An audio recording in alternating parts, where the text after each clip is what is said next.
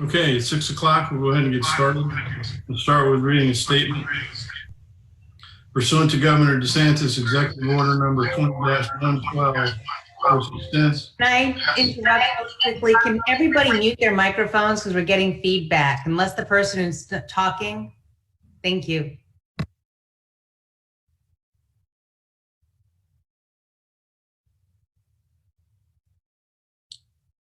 Okay, can everybody hear me okay now? Okay, pursuant to Governor DeSantis' Executive Order number 20-112, which extends the Executive Order 20-69, municipalities may continue to conduct meetings of their governing boards without having a quorum of its members physically present in a specific location, and they may utilize communications media technology, or CMT, to conduct the meeting for public attendance and presentations at the meeting. On April 6, 2020, the City of Jacksonville Beach City Council further approved at their public meeting the use of CMT and alternate start times to conduct their council meetings and briefings. Accordingly, the City Council meeting is being held in a modified manner. We're using CMT pursuant to the Governor's executive orders to conduct city business and to protect public, council, staff's health, safety, and welfare. Additionally, pursuant to the Governor's orders prohibiting large gatherings and requiring social distancing, the local emergency orders for the closure of government buildings, the public is not physically present at City Hall tonight. In a moment, the City Attorney will explain the CMT procedures and the adaptations for the public attendance and for public comment that have been put into place and are being utilized. The City Council members and the City personnel are appearing through CRT, and the meeting will be open first with an invocation by Mr. Vogelsang.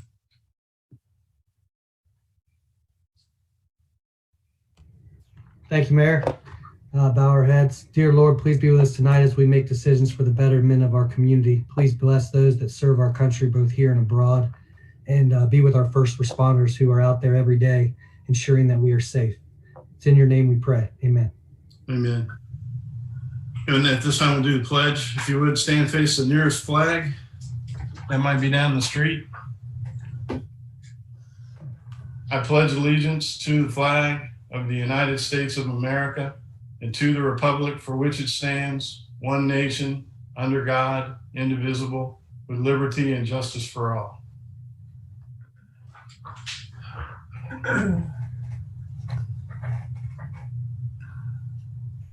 City Attorney, if you would, at this time, please state the CMT procedures and adaptations being utilized tonight.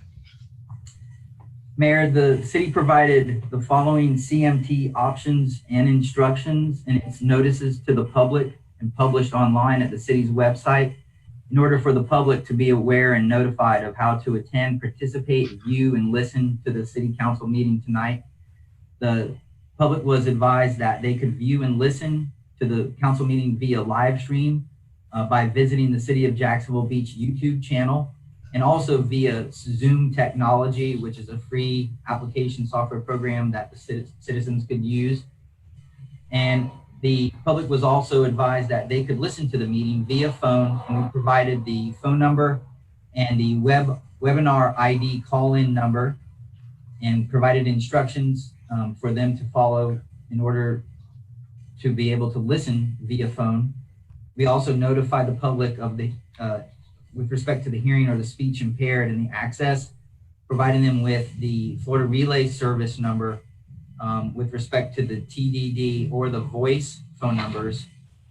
The notifications also provided that the public can submit questions and comments concerning any scheduled agenda item or for the courtesy of the floor portion of the agenda. Public was allowed to provide written comments by emailing the city clerk at the clerk's email address, which was provided. Also, they could submit hard copy via US mail to the city clerk, and we provided the clerk's mailing address. We also provided that there is a drop box at the main entrance of City Hall, and comments could be dropped off there. We just asked that submissions provided the full name, address, and if this was a city business owner, please list the business name and address as we typically would have at any of our council meetings. We also provided that a a resident or a citizen could provide a submission on our City of Jacksonville Beach website, where we provided a public comment submission form. And those submissions would be read into the record at the time that that action item is addressed or during the courtesy of the floor. And all of those submissions would be made public record.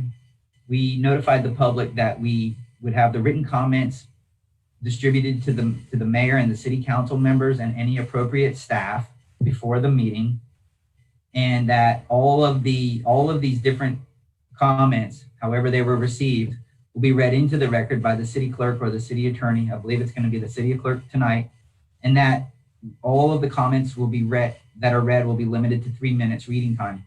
We also provided that the public could opt to comment via dialing in or utilizing Zoom, and we provided the link to do that and requested that those persons register in advance, and that was provided in the link in our notice.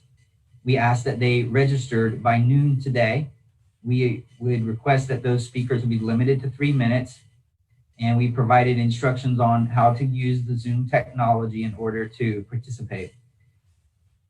The email address submission opportunity and the online comment form are remaining open during the course of the meeting, and will be read into the meeting up until 5 minutes before the particular agenda item is addressed by the mayor. And the public comments for the courtesy to the floor will be accepted up until 5 minutes before the mayor opens that portion of the meeting. So we provided, pursuant to the governor's order, multiple alternate ways for the public to attend, view, listen, and participate. And I would just like to conclude that the council members will not use any electronic devices or means of technology to communicate among themselves with respect to any of the items or discussion topics on tonight's council meeting. Thank you, Mayor. Thank you, sir. Appreciate it. And I'm going to go ahead and Jacob, it appears that Congressman is here. You want to put him into the panel? Yes, Let's go ahead and let him speak since he's here. Yep, he's just gonna, he's on the phone, so there'll be no video. Okay. Sheriff, you there? Hello. Hello, Mr. Mayor. How are you, sir? Hey, doing well, thank you. I hope everyone is being safe, and I thank you for this opportunity to talk a little bit about the federal response to this problem and how we're trying to help, particularly from a financial standpoint. We're all ears, sir. Okay, well, I think what I'd like to do, Mayor, is first I want to clarify something that happened under CARES Act 1.0, I'll call it 1.0, the original CARES Act. You know, 74% of the loans that went out were $150,000 or less, which is a good indication that it was going to small business. But as we all saw and heard in the media, you know, we had groups like Shake Shack and Ruth Chris and heck, even Harvard and the LA Lakers and, you know, all of these outlier folks who were getting loans, and people were scratching their head. And I want to give a little explanation for how that probably happened. The onus, because we want to try to get this money out as quickly as possible to the businesses, because the businesses were going to pass this through to their employees. And I can't stress that enough either, Mayor, that this money is really intended for the employees. Up to 75% of it, if the business wants their loan to become a grant where they don't have to pay it back, then they have to spend a minimum of 75% of their loan on their employees' payroll. So this money, I see folks asking all the time, well, you're giving money to the businesses, what are you doing for the people? What are you doing for the individual? Well, that money that's going to the small businesses is going to the employees. And if it doesn't, it'll be a loan and they'll have to pay it back. Like these other groups that I just mentioned, the LA Lakers, Harvard, and all them. If they don't give it back willfully, they'll have to pay it back in a loan because it'll never be approved for the forgiveness. And so, which is why in the first CARES Act, we put $25 million into the Inspector General's office so that they could go back and look at these loans after they were made. But we put the onus for the application on the borrower, not on the lender. And so that's how some of this stuff got through, I think. And we did try to tighten that up in CARES Act 2.0, which 2.0 is an additional $484 billion of additional resources are going out, $310 billion just to the PPP. So that's a total of $670 billion going into the Paycheck Protection Program. The EIDL loans, that's the Economic Injury Disaster loans through SBA. We put an additional $20 billion in there. The disaster loan program itself got an additional $50 billion. And one of the things that we did, I'd like to explain too, which looks like it's really paid off. We took $60 billion in the out of the 310 and really set it aside for small lenders to lend out. And so lenders with $10 billion or less in assets got $30 billion to lend. And then those with $10 to $50 billion in assets got the additional or the final $30 billion to lend. And that looks like it's really working out because this cycle on CARES Act 2.0, the average amount of a loan, I think, is right around $79,000. So that's a good indication that the money is going where it's needed the most, and that's our small businesses who, again, have to pass through 75% of this to their employees if they want it to become a grant instead of a loan that they have to pay back. Additionally, I'd like to mention, before I just throw it open for any questions you may have, $75 billion of this went to hospitals, children's hospitals, rural hospitals. In fact, another $825 million of that actually went to community health centers, and an additional $25 billion went to testing. FDA also got an additional $22 billion for testing, and $11 billion of that, 50% of what went to FDA actually went to the state and local for testing and tracing, because that's going to be so important to opening up business moving forward. And so one of the things that I want to point out as well is the fact that in addition to the $150 billion that was set aside for state and local, we've actually sent about $700 billion to the states, including that $150 billion, which has gone for testing, for PPEs, for a lot of different categories, as you know. So when folks talk about what are the states going to get out of this, I think it's important to notice and recognize that they've already picked up $700 billion. So, and I'll close with this in case we have any, in case the City of Jax Beach has any outstanding FEMA matches.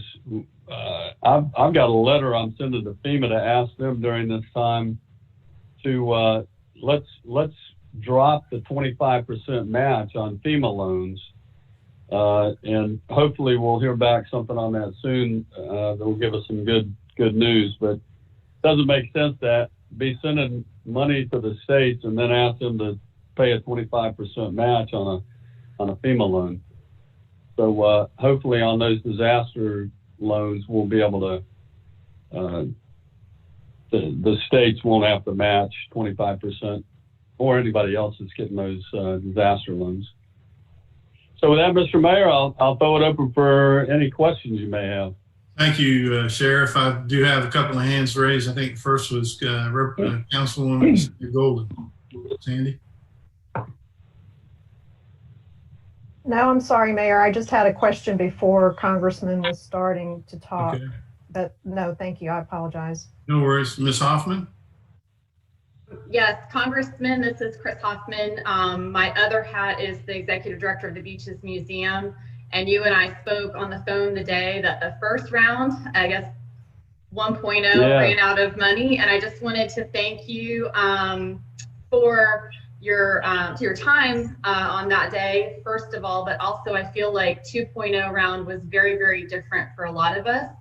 We did successfully receive the PPP, and we were able to keep our 5 employees on board. And I've heard just anecdotally across the beaches a lot more success. So I feel like reserving a little bit for the smaller banks and lenders was maybe what made the difference there for a lot of us. So thank you for that. And you really had a handle on the issue, and I just really appreciated that. So I wanted to say that. But then this may be too big of a question for our time here, but what is the short-term impact on the federal budget going to be? With all of this money, billions and trillions of dollars being given away, what do we see happening with the federal budget, or what do you see happening? Yeah, well, in fact, that's one of the reasons I'm so adamant that we get back to Washington, D.C. and get back to work. We still haven't passed the budget for this year. I mean, we haven't until the end of September, obviously, but usually this time of the year is when we are really putting that federal budget together. And I can't imagine how tough it's going to be with these kind of deficits that we're looking at. So we have to get back up there and start doing our job. And I told the news media today that, if Publix and Winn-Dixie, if they can stay open and find a safe way to do that, I'm sure Congress can as well. And in fact, the Senate is in session. So hopefully the leadership in the House will listen and we'll get back up there and get to work on this, because I'm like you, Councilwoman. I think there's going to be some challenges for us in this going forward. We are going to have to find some ways to cover these deficits. And I thank you for the kind words on the museum. I will tell you this too. I think not only did we hear from folks like you about the smaller operations, but and so setting that money aside for those smaller lending institutions, I think really did help. But the other thing I will tell you is that I think what really hurt the first rollout was nobody was ready for the numbers of applications. I don't know how they could have been. SBA, their E-Trans system, which all of these loans had to process through, was just woefully inadequate for the numbers that started coming through.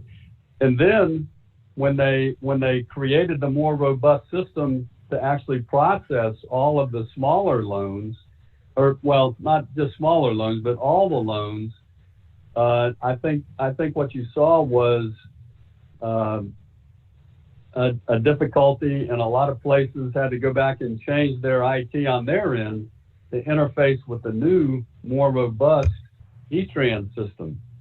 And so we had a couple things working against us in the CARES Act. One that I think we were able to fix for CARES Act 2.0, and a lot of it was because we heard from folks like you, quite frankly. So thank you for your assistance as well.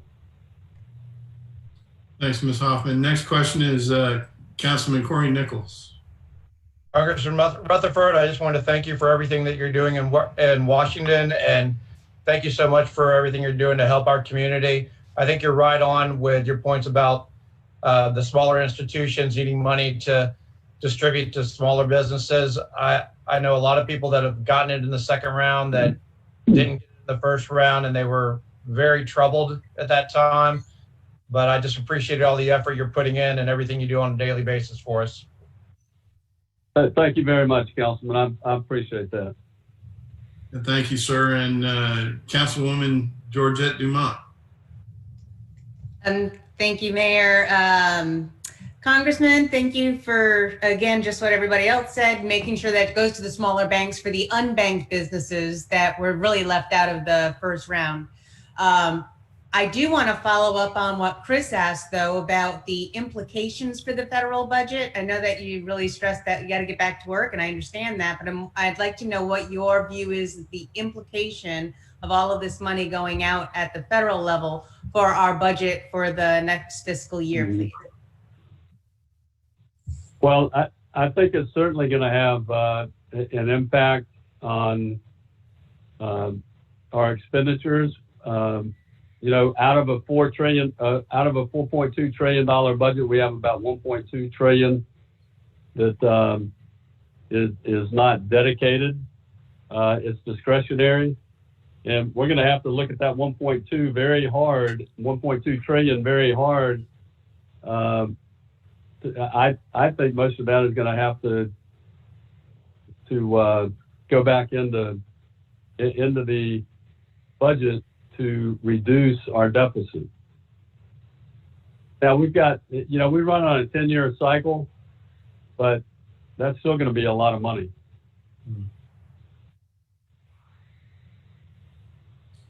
Okay, it looks like that's it for the questions. Congressman, I want to thank you personally for not just being here tonight, but for all you and Jackie do for the community.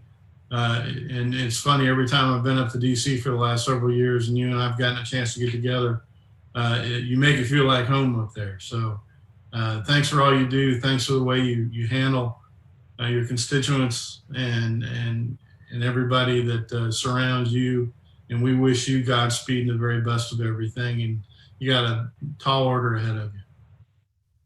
Well, thank you very much, Mayor. I appreciate it, and I appreciate all the assistance we get from the city of Jacksonville Beach. God bless y'all. Thank you, sir. God bless. Okay, I'm going to go ahead. That was obviously a little bit of a deviation from the schedule. We wanted to get the congressman up right away. So at this time, I'm going to call the meeting to order. And Madam Clerk, can we get a roll call, please? Councilmember Doherty. Councilmember Dumont. Here. Councilmember Golding. Here. Councilmember Hoffman. Here. Councilmember Nichols. Here. Councilmember Vogelsang. Here. Mayor Latham. Here. And let's go ahead and start with agenda item 20-094, please. I move that we approve the minutes of the regular council meeting held on April 20th, 2020. Second. Got a motion and a second. Is there any discussion or debate by the council? Please raise your hand. Seeing none, all in favor, please signify by saying aye. Aye. Aye. Any opposed? By your action, motion carries. 95, please. I move that we approve the minutes of the council briefing held on April 27th, 2020. Second. Got a motion and a second. Any debate by the council? Seeing none, all in favor, please signify by saying aye. Aye. Any opposed? By your action, motion carries. Announcements. Does anybody, Ms. Hoffman? Yes, thank you, Mayor. I have two announcements. One of them is, if you haven't seen it yet, a Beaches 2.0 campaign. I've been working with a Jacksonville Beach-based marketing company called Hen House on this campaign, which the goal is to keep the community informed as beaches, small businesses start to reboot and come back online safely in our community. So this campaign will feature not just restaurants, but all small businesses at the beach, and we'll have a website available later this week. But we are up and running on social media, so I encourage you to follow and share. And the second thing I wanted to share is we've talked a lot about the BEAM CARES program. That's the Beaches Energy Charity Fund that's administered through BEAM. But there's a new campaign that just launched last week called Keep Them in Their Home. One of the main things that BEAM does is provide rent assistance to people at the beaches and in the surrounding areas, and that need has exponentially doubled or exponentially increased since we've been in this pandemic situation. So Jacksonville Councilman Rory Diamond and St. Johns County Commissioner Jeremiah Blocker, as well as several other local leaders, including myself, I think Mr. Nichols and Mayor Latham, have contributed to this fund, where the goal is $50,000 specifically for rent assistance, and the campaign runs through May 15th. It is already at 60% of its goal. So I invite my colleagues to contribute to that as well, and more information can be found at jacksbeam.org. Thank you. Thank you, ma'am. Ms. Golden. Thank you, Mayor. I just have one announcement. This Wednesday at 7 o'clock, Beaches Watch is going to have a virtual community meeting like Beaches Watch has been doing each month. But this one will be with it'll be a Duval Schools update with Beaches School Board Representative Elizabeth Anderson and the Superintendent, Dr. Diana Green. And they'll be talking about the status of the schools, as well as updates regarding COVID. And then they'll also be talking about the half-cent sales tax that is going to be on the ballot this November. And if anyone is interested in joining that meeting, it will be a Zoom meeting similar to this one. And they can go to the Beaches Watch website at beacheswatch.com. And under the events section, they can find the meeting there and the link to connect to the meeting. And it should be a very educational meeting. Thank you, ma'am. Next is Ms. Dumont. Ms. Dumont.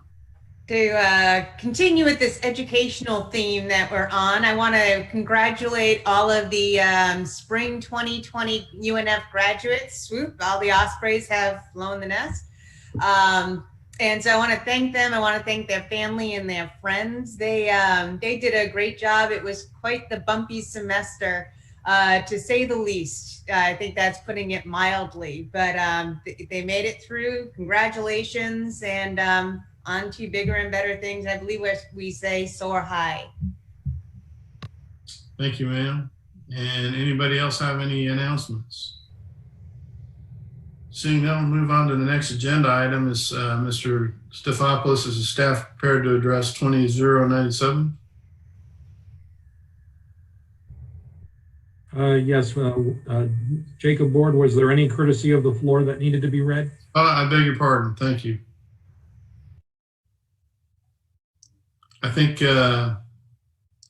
is Laurie set up to read them? Yep, the clerk's office is going to read them, and we had one person register to call in, but I do not see their number on the list of attendees. So they are not here. Okay, Madam Clerk, could you go ahead and start reading the comments that we received?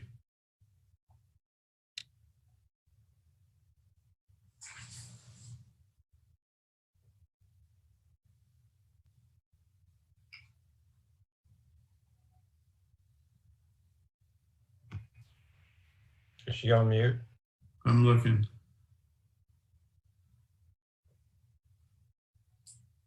Can you hear me? We're good? Lauren, can you hear us okay? I can hear you. Can you hear me?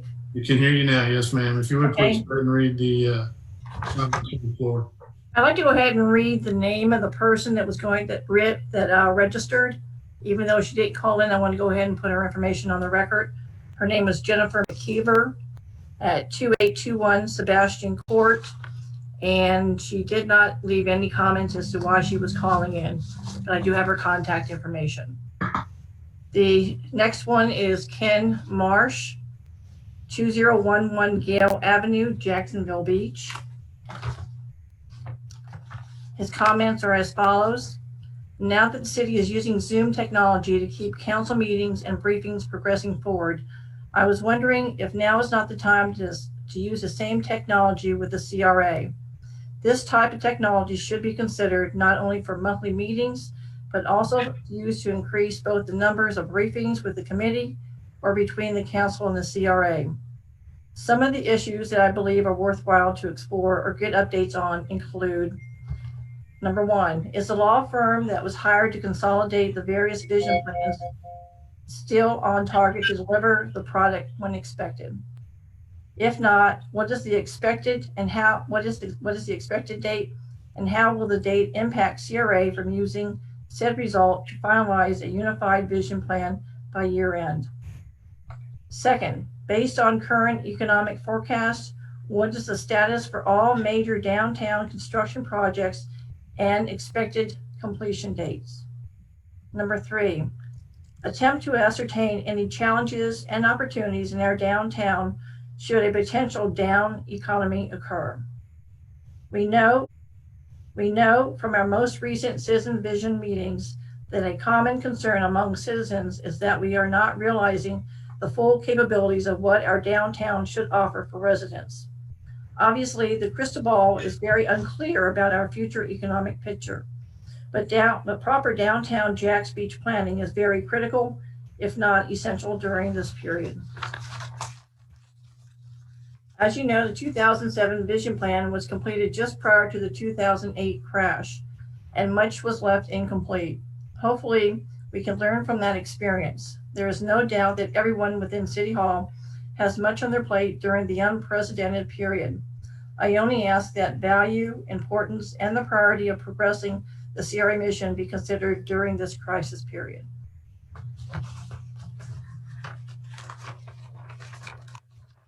Was there another one?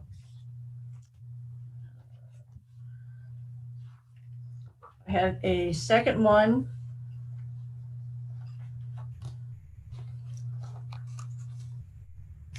Her name is Sue Ann Alleger, Alleger, 1084 16th Avenue South, Jacksonville Beach. Her complaint is in relation to the 16th Avenue South traffic and lighting nuisance complaint. On March 26, 2020, a letter was sent via email to Commissioner Nichols. That letter is attached. I had Jacob verify, but there was no letter attached, just FYI. In a follow-up phone conversation on April 20th, Mr. Nichols noted that he had contacted Chief Smith regarding the lack of traffic limit signs and traffic speed problems along the 16th Avenue South, and Director Mann of the Planning Development regarding nuisance lighting from the Baptist Beaches parking area along 16th Avenue South. Both City of Jacksonville Beach staff were to visit the area and provide information. Mr. Nichols had nothing to report on April 20th. This letter provides the second inquiry into what is going to be done to slow traffic, inform drivers of the lawful speed limit, enforce the speed limit, and mitigate for nuisance lighting from the Baptist Beaches parking lot overhead lights. The residents along 16th Avenue South request 2 to 4 15-mile-an-hour speed limit signs in both directions of 16th Avenue South between 11th Street and 9th Street.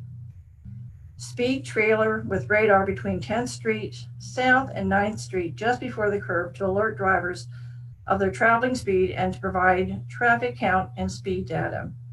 Speed limit markings to be painted on the road surface of both travel lanes between Roberts Drive and 9th Street South at frequent intervals, reflective FDOT design standard plan guidelines. Replacement or adaptation of the parking lot lights in 16th Avenue South Baptist Beaches parking lot to prevent nighttime nuisance illumination into adjacent homes.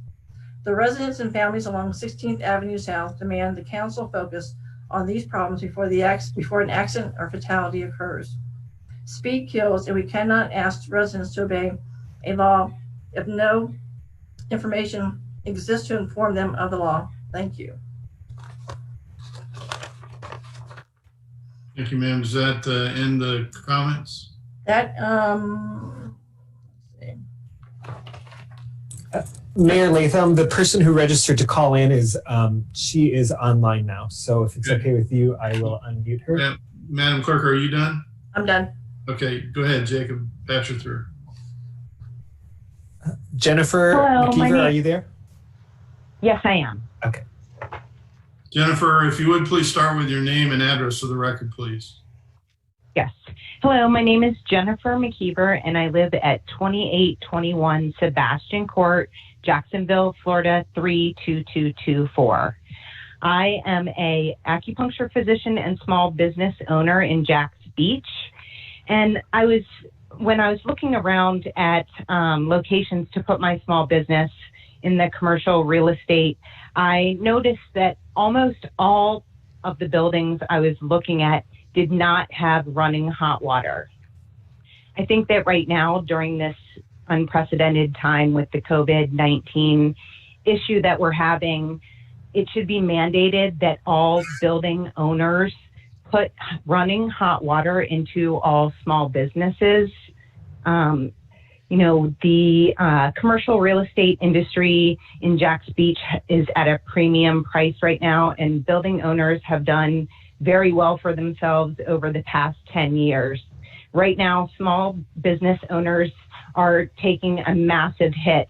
We are being asked to start wearing PPE, use all the safety guidelines, make sure that the public is safe, and guarantee that safety for the people who are coming into our businesses, offices, health establishments, etc. And many of us do not have running hot water.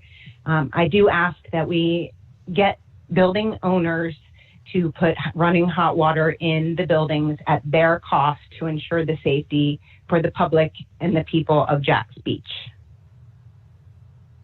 Thank you very much for your comments. We're going to go ahead and pass those along for review to the staff, and someone should reach out to you.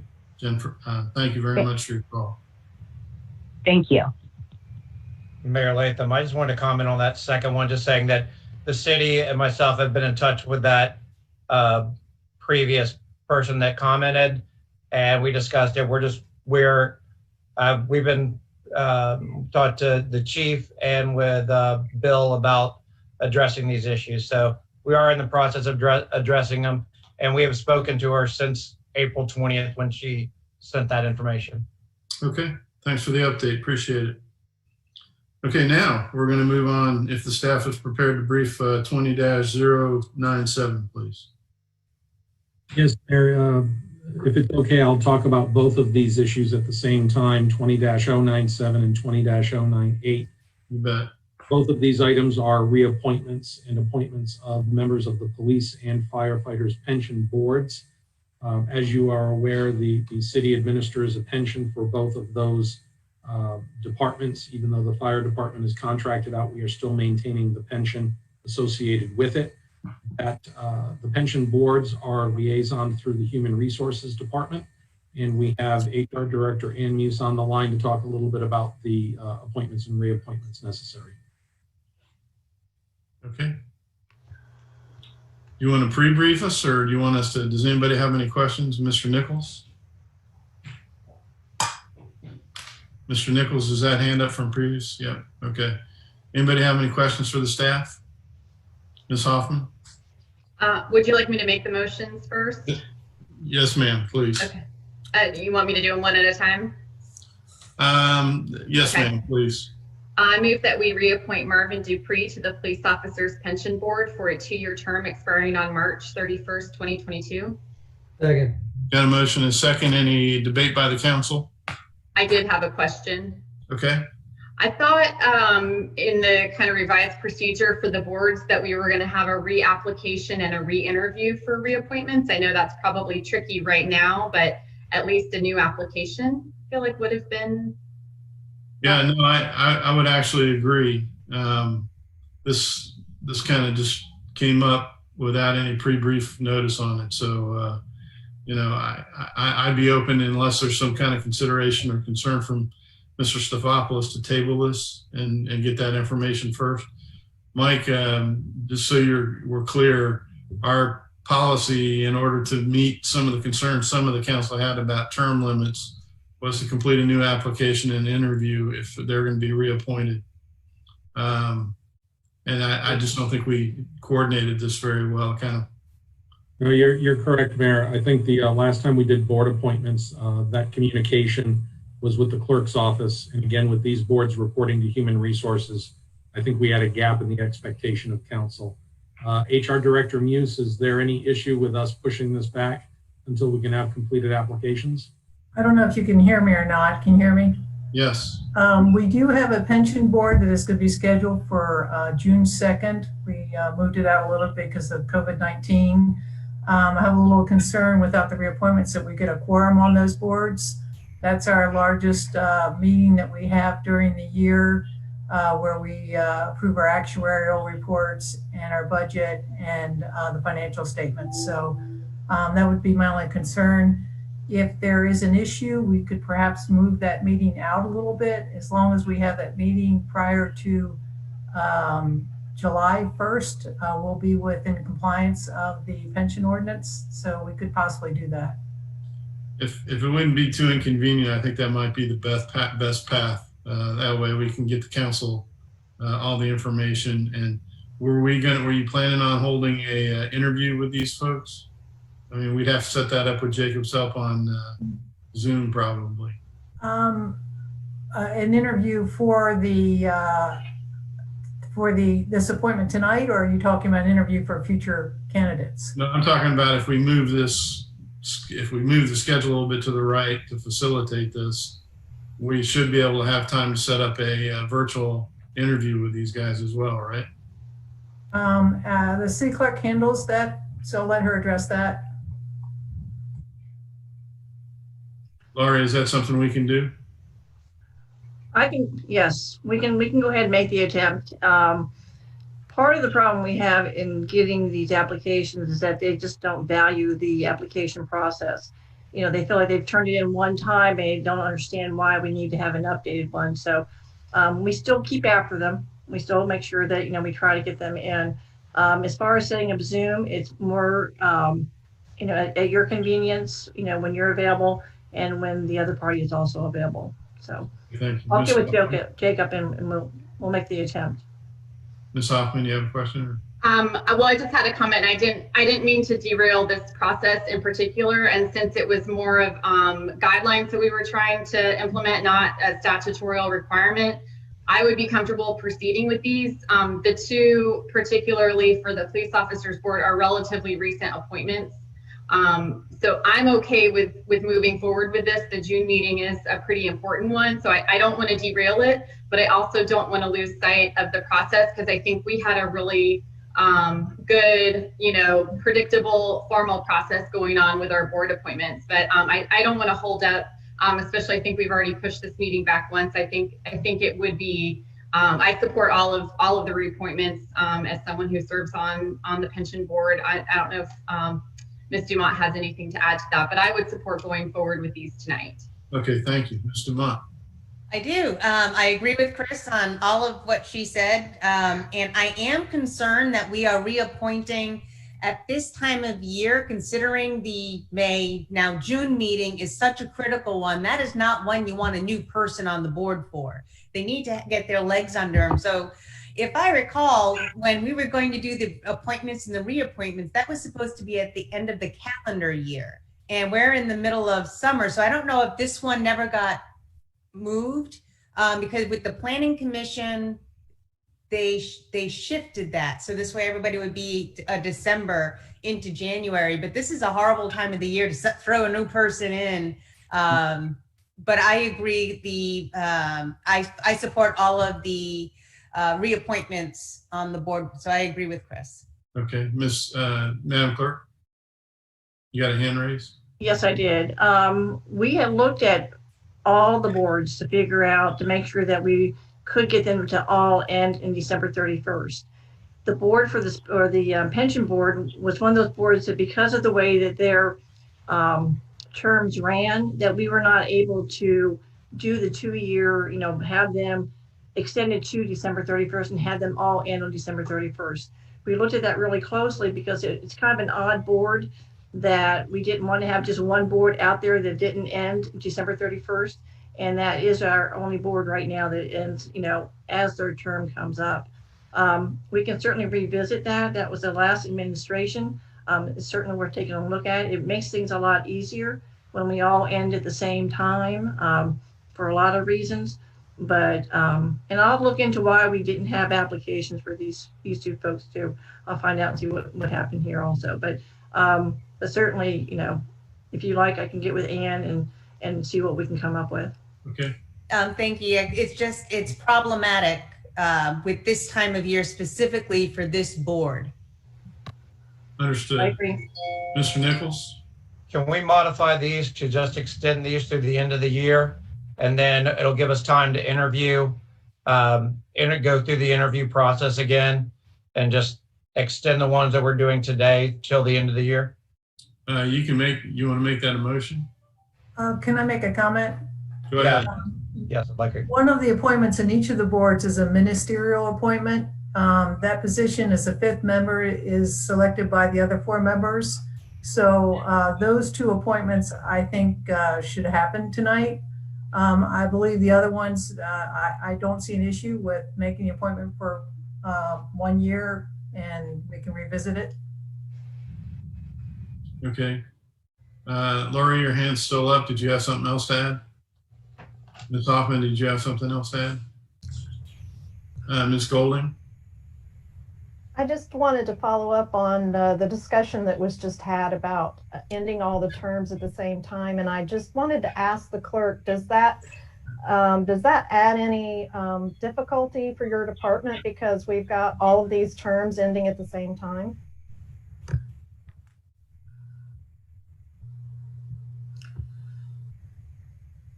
The terms right now, they're still staggered. Not everybody ends on December 31st. So I still have other members. Every board member does not end on December 31st. It's staggered. It makes it a lot easier because we were having problems where we would have terms that were ending in the middle of the year. Every month, it seemed like we were always having to go back and revisit this. And it was just like an ongoing process. Having it all end at the same time, we have the expectation, the knowledge that, you know, mid-year, we should start doing the interviews. That way, when the term comes up, we're ready, we have people lined up. You know, it goes back to the other process though, too, as far as getting good qualified candidates. I have 0 candidates right now for the pension board, other than the one gentleman whose application is listed in the packet. That's the only application I currently have. And we're still, working very hard at doing that. Okay, thank you. I just wanted to verify that. Thank you. And Mr. Nichols, did you want to make a motion about the 1 out of 3? Sure, I will make a motion to voting today to extend both subjects through the end of the year and through December 31st of this year. And that's all 3, or are you just the one that they were talking about? Well, I guess we're doing these separately, so I need to do them separately, right? May I make a comment, please? One of the positions is the 5th member, which is a ministerial act by the City Council for the Pension Board. That is a reappointment of Joe Galarno. And so I would recommend that that action is taken by the City Council, and his term will expire on March 31st, 2020. That is someone who is selected by the other board members. Is he the only one? He's the only one? Yes, he's the only ministerial one. The other 2 appointments are Marvin Dupree and John Gastilla. Those are both existing members who would like to request to be reappointed. And the reappointment for those would be through December 31st of 2020. Okay, so there's 2 that could be potentially impacted by Mr. Nichols' motion. That's correct. Okay. So just to be clear, your motion, Mr. Nichols, is to extend those 2 to the end of December? Yes. December 31st? Okay, Correct. a second on that motion? Going once, going twice. Okay, I'm sorry, motion dies. So we're back to the original motion, which is reappoint 3 members of the Police Pension Board. I made the, I'm sorry, point of order. I made the motion for Marvin Dupree specifically. Okay. So any more discussion about Ms. Dupree? Then roll call, please, Madam Clerk. Councilmember Demont, Yes. Councilmember Golding, Yes. Councilmember Hoffman, Yes. Councilmember Nichols, Yes. Councilmember Vogelsang, Yes.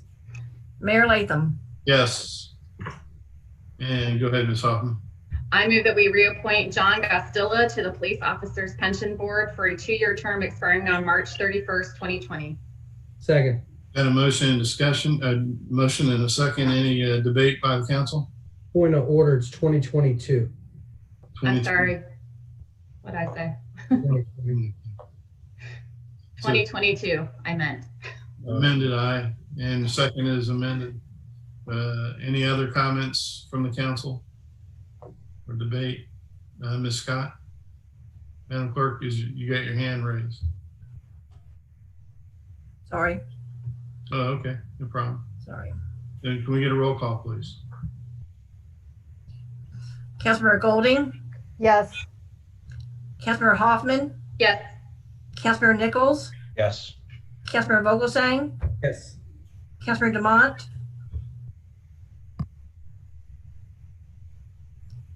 Mayor Latham. Yes. Okay, and we have one more? I move that we reappoint as a ministerial act John Galerno to serve as the 5th member of the Police Officers Pension Board for a term expiring March 31st, 2022. Second. Got a motion and a second. Any debate by the council? Seeing no hands, Madam Clerk, roll call, please. Councilmember Hoffman, Yes. Councilmember Nichols, Yes. Councilmember Vogelsang, Yes. Councilmember Demont, Yes. Councilmember Golding, Yes. Mayor Latham.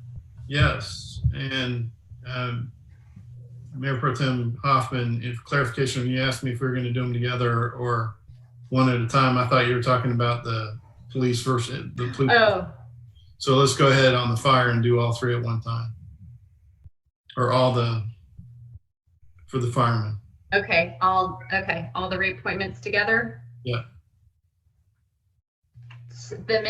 One of them's a ministerial act. I would think we'd want to do that separately. Yeah, well, we can do it. We can do them separately. I was just trying to save a little bit of time. Go ahead. Well, we did the discussion already, so we'll fly through these. Okay. I move that we reappoint Gaylord George Candler to the Firefighters Pension Board for a 2-year term expiring on March 31st, 2022. Second. Got a motion and a second. Any debate by the council? Seeing none, roll call, please. Councilmember Nichols, Yes.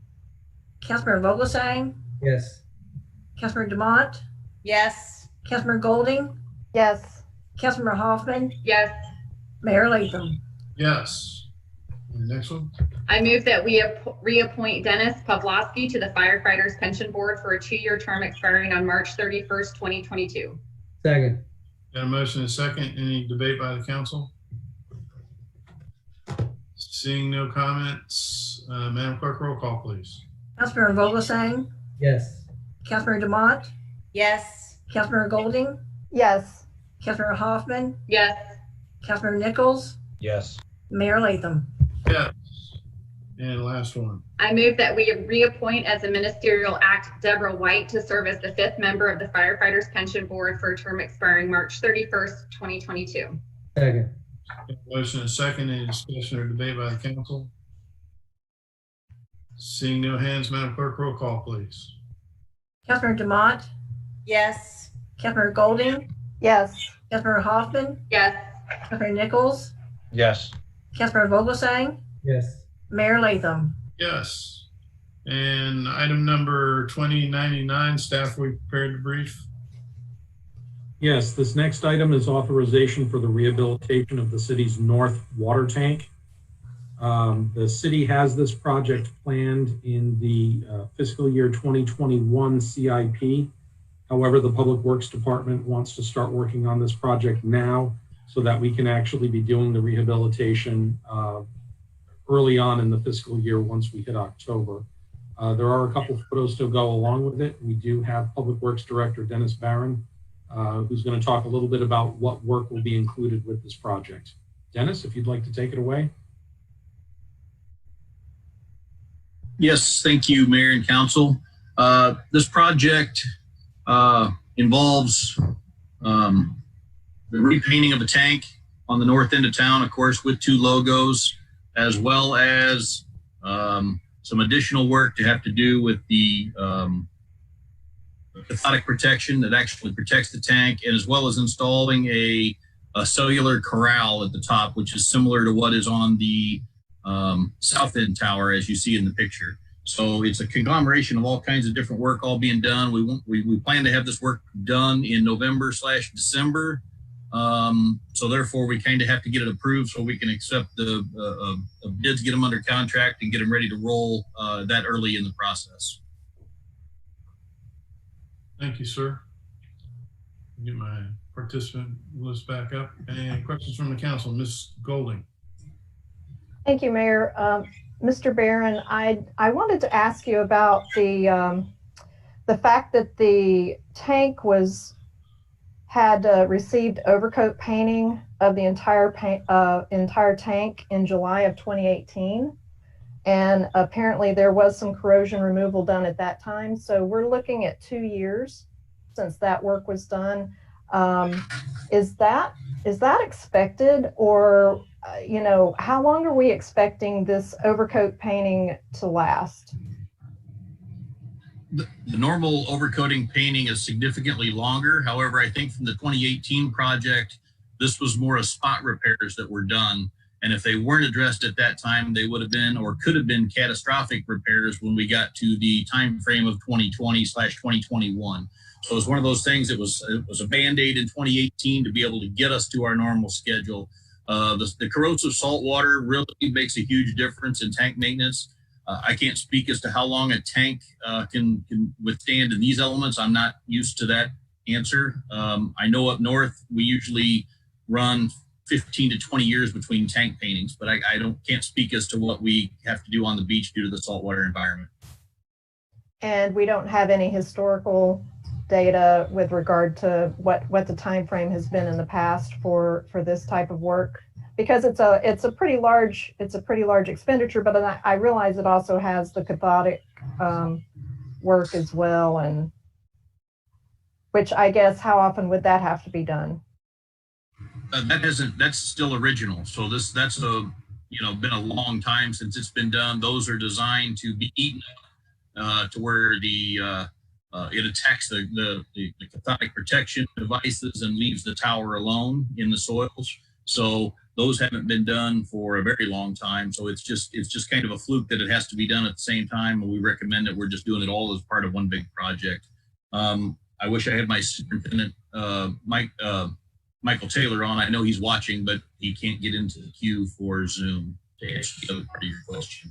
I don't have that. I can provide that to you. I just don't have it.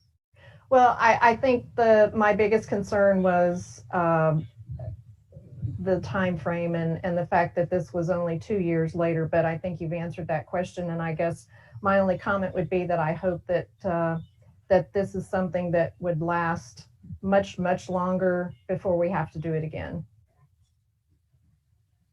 I would hope so as well. Okay, thank you. Was that it, Ms. Golding? Okay, Mr. Vogelsang? Is the plan to make it look like the one down here on the south end with the logo and color? The colors have yet to be determined. I know there's an issue me and Mr. Stefopoulos have been working through on the center part of that logo, kind of fades away in the background. It does include complete tank painting as well as logos on 2 logo applications. We'll have to make the determination on the exact color, get a little closer to the time frame. Unfortunately, we've addressed to try to figure out what we can do about that center part of the logo that kind of fades away on that color, including outlining or doing something different. And the only answer that the painting company can seem to provide is to completely change that center to be a completely different color, which it's kind of the whole logo and patent process. I don't know if we want to engage in doing that on the north or whether we just want to try to tweak the base color so that maybe that center will actually change a little different and pop a little better. I think the south end looks great, and changing that. We had significantly more antenna on the south end than you do on the north one. So it looks 10 times better this way. So I think it's a good project and a good idea to move it up there just from aesthetics, let alone like this memo dictates is the corrosion standpoint. I think the logo looks good. Didn't have an issue really seeing it that much, but I do support this. Thank you. Thank you, sir. Ms. Hoffman? That was my question, was about the look of it. I think the logo, I mean, the look of the tower at the south end looks really good. I've heard a lot of positive comments. We never actually voted on that logo, so I don't think it would really be a problem to make an adaptation of that center color. I also wanted to say that this particular water tower is 5 doors down from me, so the quicker you get it done, the better. And then I also wanted to ask Mayor Latham if you wanted a motion on this one. We haven't done a motion yet. Yeah, we're going to do a motion after I tell you that I was 5 blocks away from this one, and I can assure you that it's going to impact your life. 5 houses, not 5 blocks. Okay. It's going to be worse, but impact your house or your life too. It'll look a lot better. So I'll just encourage my neighbors to be patient. There you go. And if you would please go ahead and offer the motion. I move that we approve the rehabilitation of the north elevated water tank with tank rehab, 4Pro Waterworks, and tank engineering. Second. Got a motion and a second. Any other discussion from the council? Mr. Vogelsang and Ms. Hoffman, your hands are still up. Sorry. You guys done? Anybody else have any questions? Okay, in that case, Madam Clerk, roll call, please. Councilmember Golding, Yes. Councilmember Hoffman, Yes. Councilmember Nichols, Yes. Councilmember Vogelsang, Yes. Councilmember Demont, Yes. Mayor Latham. Yes. And Madam Clerk, please read resolution number 2058-2020 by title only, please. A resolution by the City of Jacksonville Beach authorizing the sale of city surplus property using Gov's Deal online auction services as allowed by Code of Ordinances Section 2-1.1E and delegate administrative responsibility for determining surplus property and resulting sales to the city manager. Okay. Staff, are you prepared to brief us on 2020? Yes, I'm going to turn this over to Luis Flores, our Property and Procurement Officer. But the regular disposal of surplus property is something that the City of Jacks Beach has to do on a regular basis. And this action will allow us to continue doing that into the future. With that, Luis, if you'd like to take it away. Yes, sir. So it's Luis Flores, Property and Procurement. So what you have before you is the item that we generally bring to you twice a year for the sale of surplus items. At the last time we brought this item to you, there was some discussion and desire to possibly administratively process the function as opposed to bringing it to council every time. So what you have before you is the current request to go ahead and advertise for the surplus activity and also provide the administrative authority to the city manager to adjudicate that in future instances. And there will be a follow-up with the city manager, with the city attorney to create an ordinance. Thank you, Luis. Does anybody have any questions from the council? Seeing none, roll call, please. I'm sorry, Mayor, I haven't made a motion yet. Oh, motion, I'm sorry. I move that we adopt resolution number 2058-2020 to authorize the sale of city surplus property using the online auction services of Gov Deals and to delegate to the city manager administrative responsibility for determining surplus property designations and the sales of the property. Second. Got a motion and a second now. Is there any other debate or discussion from the council? Seeing none, roll call, please. Councilmember Hoffman, Yes. Councilmember Nichols, Yes. Councilmember Vogelsang, Yes. Councilmember Demont, Yes. Councilmember Golding, Yes. Mayor Latham. Yes. And Madam Clerk, if you would please read ordinance number 2020-8139, first reading, public hearing by title only, please. An ordinance amending Chapter 31, Traffic and Motor Vehicles, Article 1, in general, Section 31-5, riding bicycles on sidewalks prohibited of the City of Jacksonville Beach Code of Ordinances, changing the title, removing the prohibition of riding bicycles on public sidewalks, and adding multiple subsections that authorize or regulate regulate or prohibit the use of certain other devices on sidewalks, providing for legislative findings, repeal conflicts, severability codification, and an effective date. Thank you, ma'am. This ordinance is before this council for a public hearing and consideration on its first reading. I'm now going to open the public hearing to ordinance number 20208139. Madam Clerk, is there any public comment submitted from any parties? Yes, sir, I do have one. Okay. If you would read it into the record. The comment came from Ken Marsh, 2011 Gale Avenue. It's for agenda item 20-101, ordinance number 2020-8139.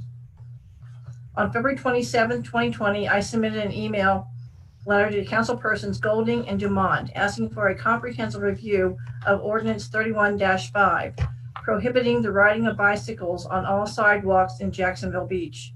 The ordinance essentially forced cycling families onto busy and dangerous streets, such as around Jacksonville Drive, South Beach Parkway, Penman Road, to name a few. In addition, the ordinance was oftentimes not enforced by our police because it simply did not make good sense. We should not put our police department in that position. Let's provide them with the proper guidelines that make good common sense and that are also enforceable. This is a start, and I am in full support. I want to personally thank Ms. Golding and Ms. Dumont for their quick response to my email and their efforts in aligning this ordinance with overall public safety and helping us become a more bicycle and pedestrian family-friendly community. I also want to thank the city manager, city attorney, and other council members or staff that were part of pushing this agenda item so quickly, especially in light of their other work they must be facing during the virus crisis. As an avid cyclist, I am deeply saddened that Florida remains the state with the highest number of bicycle accident deaths. As a community, I am sure we can be better. I do hope that we have reached out to Chief Smith and his team, and this fully aligns with their expectation. In closing, and without trying to get into the weeds or on verbiage, I do not see anything in the ordinance where a cyclist should use a bike lane or multi-use trail if one exists. It can be confusing for pedestrians to see cyclists on sidewalks if a bike lane is adjacent. Unfortunately, we don't have that much within the city, the First Street being the major exception, but might be worth a discussion. However, I defer that to legal and police experts. Thanks again to all. Okay, thank you, Madam Clerk. Are there any other comments submitted to you? No, sir. Thank you. Jacob, did you get any calls in the queue or anything? I did not. Okay, great. I'm going to go ahead and close the public hearing and request a motion to adopt the ordinance as read by title. I move that we adopt ordinance number 2020-8139 to make amendments to section 31-5 of the City Code of Ordinances to change the title, to remove the prohibition of riding bicycles on sidewalks, adding multiple subsections that authorize, regulate, or prohibit use of certain other devices on sidewalks to conform to Florida statute regulations. Second. Got a motion and a second, and we're open for debate on the floor, starting with Ms. Golding. Thank you, Mayor. First of all, I want to thank Chris Ambrosio because I know he and his staff put some work into this to get it done so quickly. And so I definitely really appreciate this. So this is something that's that I see a lot of because I live really close to San Pablo Elementary School, Fletcher Middle School, and Fletcher High School. And I see a lot of kids that use the sidewalks along Penman Road and through my neighborhood just to get safely to school. And I certainly think that that's the proper thing to do as long as they're doing it safely and they're yielding to pedestrians. So I fully support this.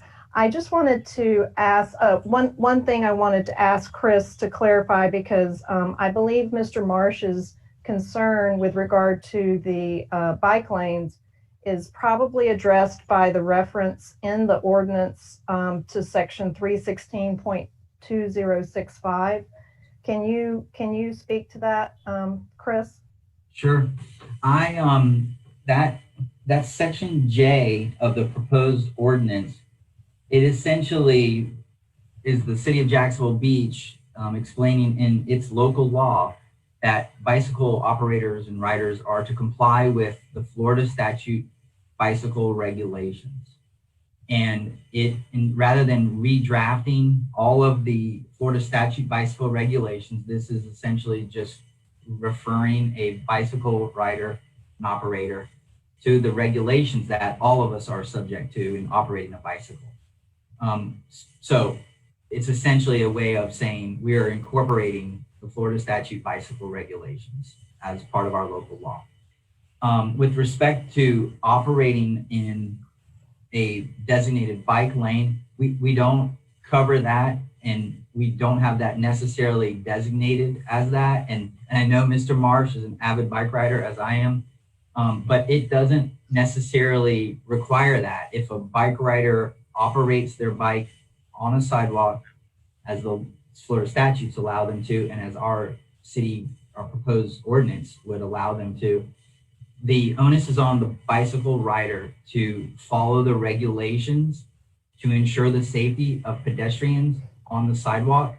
So the way that the laws are drafted is essentially bicyclists and pedestrians can share the sidewalks. It's absolutely lawful. The safety aspect of it is for the bicycle operator to warn, to alert pedestrians, to make way for pedestrians. The responsibility is on the bicycle rider with respect to operation on sidewalk. So I agree with Mr. Marsh. I can't think of another area where there isn't actually a bicycle lane, but they're not necessarily required to use the bicycle lane if there is a safe sidewalk available. So I don't have that addressed in our proposed ordinance because I didn't want to get into the weeds too much. Essentially, what we're doing through this proposed ordinance is rectifying some of the conflicts that we had with Florida statutes in terms of the permissible areas where bicyclists can be used, and also designating certain devices that absolutely cannot be used on our sidewalk. That's the intention of our local code. The rest is bicycle operators have to follow the Florida statutes, and we're not necessarily speaking to the Florida statutes in this. Thanks, Chris. Thanks, Sandy. Ms. Dumont? Thank you. Chris, could you please clarify some of the wording pursuant to section 316 and there are a couple different ones, the distinction between an electric personal assistive mobility device and the micro mobility device, because in 316.2128 subsection 1, it says that it empowers a local government to adopt an ordinance governing the operation of micromobility devices and motorized scooters in section Florida statutes on streets, highways, sidewalks, and sidewalk areas. I'm asking because of the gate. Sure. So if you could provide clarification, that would be very much appreciated. I will. And right before I get to that, let me just point out that there are 3 very basic Scrivener's errors in the proposed ordinance that's before the council tonight. They are in F, L, and M, and those do not affect this substantively. So upon if this advances to second reading, I will correct these very simple Scrivener's errors. With respect to the Florida statute definition. So this proposed ordinance designates use of bicycles on sidewalks, and it also prohibits certain devices from being used. Those devices are defined by Florida statutes, and the Florida statutes also empower you, the municipal elected body, to govern which devices may be used on sidewalks. And that's what you would be doing by this proposed ordinance. So motorized scooters and micro mobility devices are devices that are operated, and I'll provide you the exact definition, but the key component is that these are motorized engine propelled devices.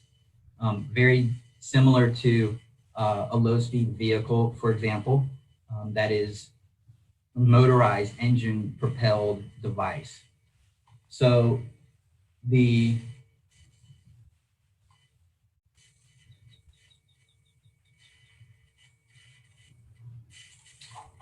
definition of a micromobility device is any motorized transportation device made available for private use by reservation through an online application, website, or software from point-to-point trips, and which is not capable of traveling at a speed greater than 20 miles per hour on level ground. And that micromobility device definition also includes motorized scooters and bicycles. But motorized scooters has a definition as follows: any vehicle or micromobility device that is powered by a motor with or without a seat or a saddle for the use of a rider, which is designed to travel on not more than 3 wheels, and which is not capable of propelling the vehicle at a speed greater than 20 miles per hour. So a motorized scooter and a micromobility device are motorized devices that may potentially operate at 20 miles per hour. And the Florida statutes allows the council to prohibit their use on sidewalks. And again, I remind you that the principal reasons for redrafting this was based on council's instruction, information we received, and comments we received from the public, concerns that the public and council had about bicycle safety encountering vehicles on roadways.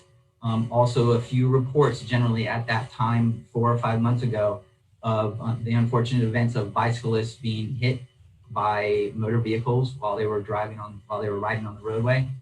So my goal in drafting the ordinance the way we did is to try to eliminate the conflict between bicyclists, pedestrians, and motorized vehicles. So similar to how the Florida statutes prohibit low-speed vehicles and mini trucks, and if you remember during the Lakeside Drive Gate discussions and briefings, I explained to the council that there is a statute specifically designed on low-speed vehicles and mini trucks, and it's a carved-out statute. Those are fast vehicles that have licensing requirements and almost all of the same equipment requirements as a car that any one of us would drive, same requirements imposed on those. And there's a reason why those aren't allowed to be on sidewalks. So they travel at high speed, they're motorized, they cause a danger to pedestrians. So just as low speed vehicles and mini trucks are not allowed to operate on sidewalks, the council has the discretion to determine whether they want these smaller types of devices, motorized scooters and micromobility devices, whether they want those to be sharing the sidewalk with pedestrians and bicyclists or not. And the way that I crafted it is that those are prohibited from the sidewalks. So those are the definitions of those two. The other unusual or unique term that's in there, Councilor Dumont, is electronic personal assistive mobility device. And that has its own statutory definition as well.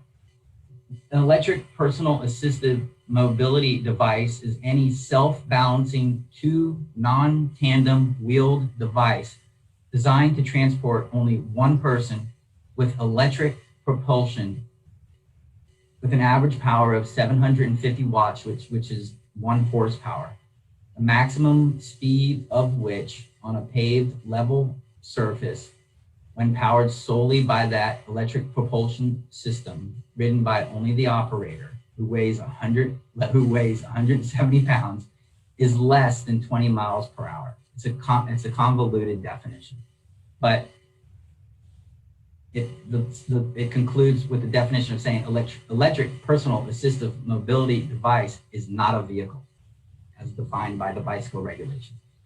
So that is a very different type of device when compared to the micromobility device and the motorized scooter.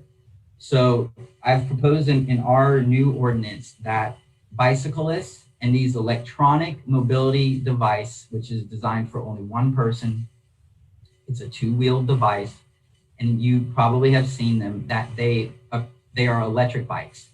And some people are now buying electric bikes. So essentially what I've drafted is a bicycle, either human powered or electric powered, is now allowed to be on sidewalks. And that's consistent with Florida statute law. The prohibition on micromobility devices and motorized scooters, that's for the board's discretion to prohibit those from being on the sidewalks. And we have extensively covered why low-speed vehicles and mini trucks are not allowed on sidewalks. So these are very distinct, all distinctive, but that was my reasoning behind it, separating the two as a proposed first draft for first reading to the council. Oh, I'm sorry, let me add that I've run this all through GP, of course, our chief of police. And so he so far is comfortable with this, and that was part of the groundwork months before the pandemic also. Great, thank you, Chris. Okay. Ms. Golding, are you finished? Just a quick revisit. Chris, the electric personal assistive mobility device, would a Segway fall into that category, or is that something different? That's something different because, let's see here.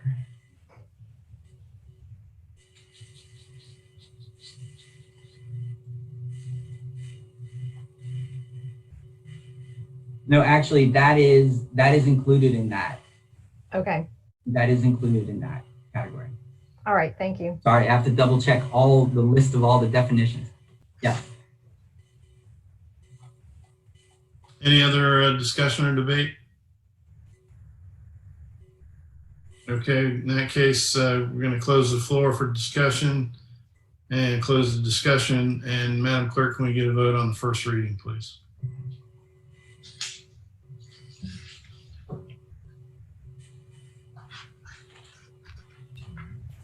Councilmember Nichols, Yes. Councilmember Vogelsang, Yes. Councilmember Dumont, Yes. Councilmember Golding, Yes. Councilmember Hoffman, Yes. Mayor Latham. Yes.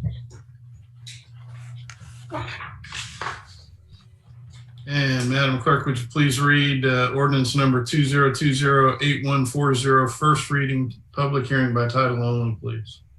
An ordinance to amend section 6-8 sea turtle protection of the city of Jacksonville Beach Code of Ordinances, providing for amendments and revisions to conform to current model lighting ordinance regulations, standards, and guidelines, providing for legislative findings, repeal conflicts, severability, codification, and an effective date. Okay, this ordinance is before the council for a public hearing and consideration on its first reading. And I'll now open the public hearing on ordinance number 2020-8140. Madam Clerk, starting with you, is there any public comment submitted by any parties? No, sir. Okay, Jacob, Communications Manager, are there any calls in the queue? There are not. Okay, great. We're going to close the public hearing and request a motion to adopt the ordinance as read by title. I move that we adopt ordinance number 2020-8140 to make amendments to section 6-8 sea turtle protection of the City Code of Ordinances to conform to current model lighting ordinance regulations, standards, and guidelines. Second. Got a motion and a second. Mr. Stefopoulos, do you want to introduce the topic or the ordinance? Actually, I'll turn this over to the city attorney. This is the city's initiative of trying to better control and regulation for sea turtle protection. We're still working on the issue of lights along the end zones east of First Street, and the city attorney has taken on phase 2, which was redoing the ordinance itself. With that, I'll turn it over to Chris. Okay. So the memorandum accompanying the agenda item states that I looked at several authorities and sources and to help draft this. And I want to thank Councilwoman Golding for also connecting me to other experts in the field, other authorities, getting additional expert comments given to us for free, and input and insight and resources.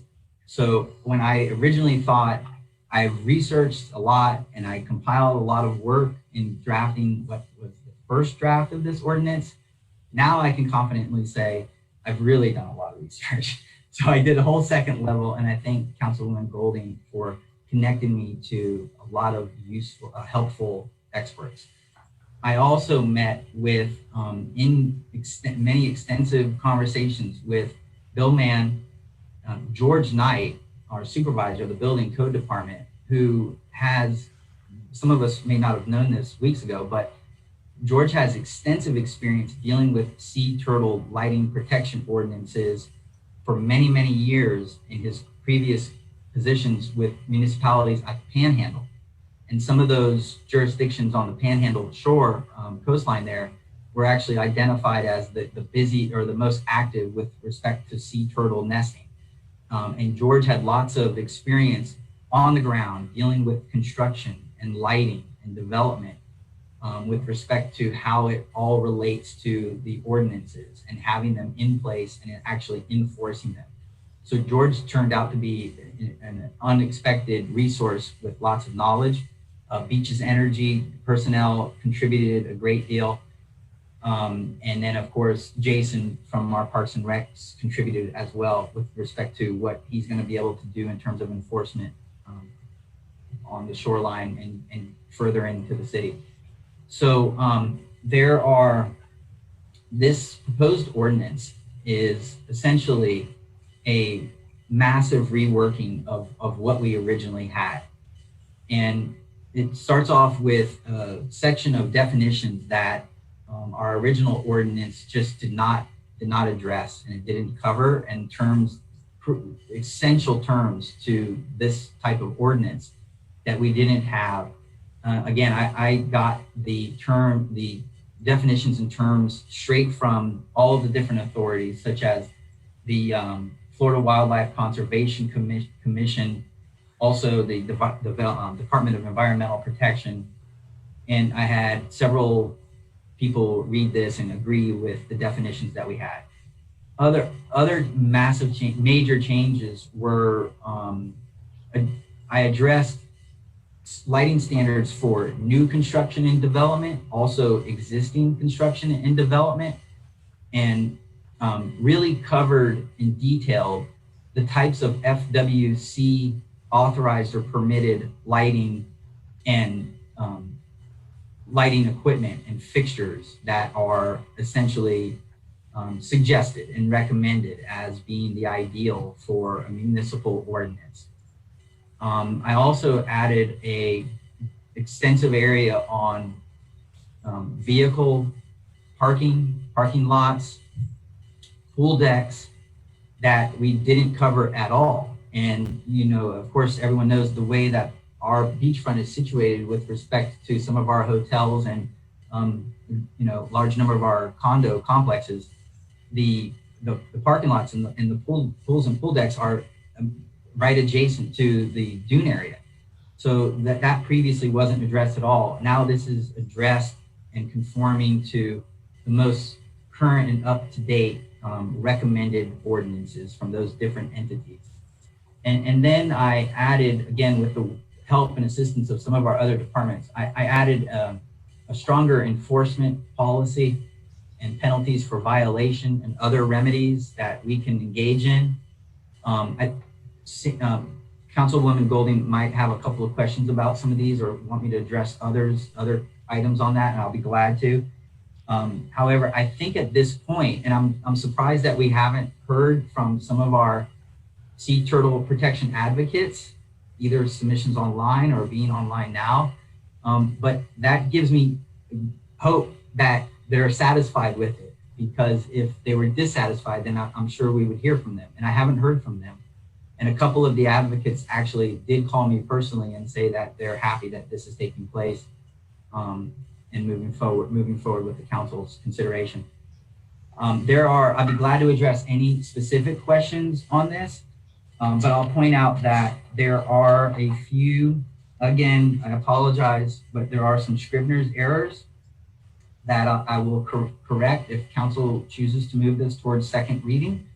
And just to point them out quickly, there's just one occasion on page 6 where I need to put the term frontal dune in one of the sections.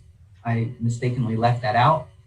On page 6 and 7, I'm sorry, 6 and 9, 6 and 9, I believe it is. Yes, I still use 45% for tint, and that should be 15%, which I will change that. And again, I'll leave an item or two up to Councilor Golding if she wants me to talk about that further for enforcement. But then I'd also just like to add that I have several YouTube videos that are really beneficial for the public to view and for the council to view, and I'll email them to the council in one email. But it provides a really brief, between 8 and 15-minute videos of what it is that we're doing here, the biology of the sea turtles, what great examples and photographs of what we're aiming to accomplish here. Really beneficial educational videos to sort of put it into a picture for the citizens and for the council to see. I'd be glad to answer any questions about this ordinance. Thank you, sir. Mr. Mott? Thank you. Chris, thank you very much for making sure that you included the pool deck, because we have 2 hotels where the pool will be on the 2nd floor, so it'd actually be over the dunes. And so I'm glad we're addressing this now. I'm not sure how that's going to impact the hotels and their pools and the lighting of their pools from May to October. Section D, 1 and 2 are already illegal to do.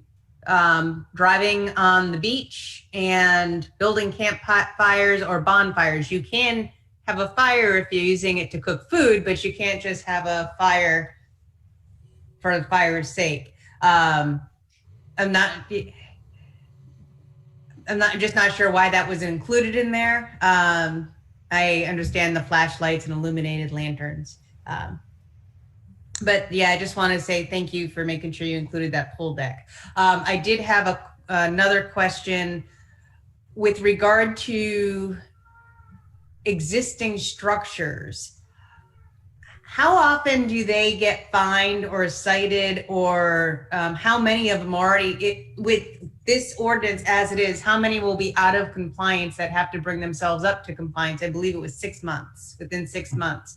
So I'm trying to think of the cost to the homeowners and businesses. Right, great question. And I do not know the statistics on that. I don't have the answer to that, but I can get that from our department. Okay. And I can send that to council to inform all of council with the answer to those questions.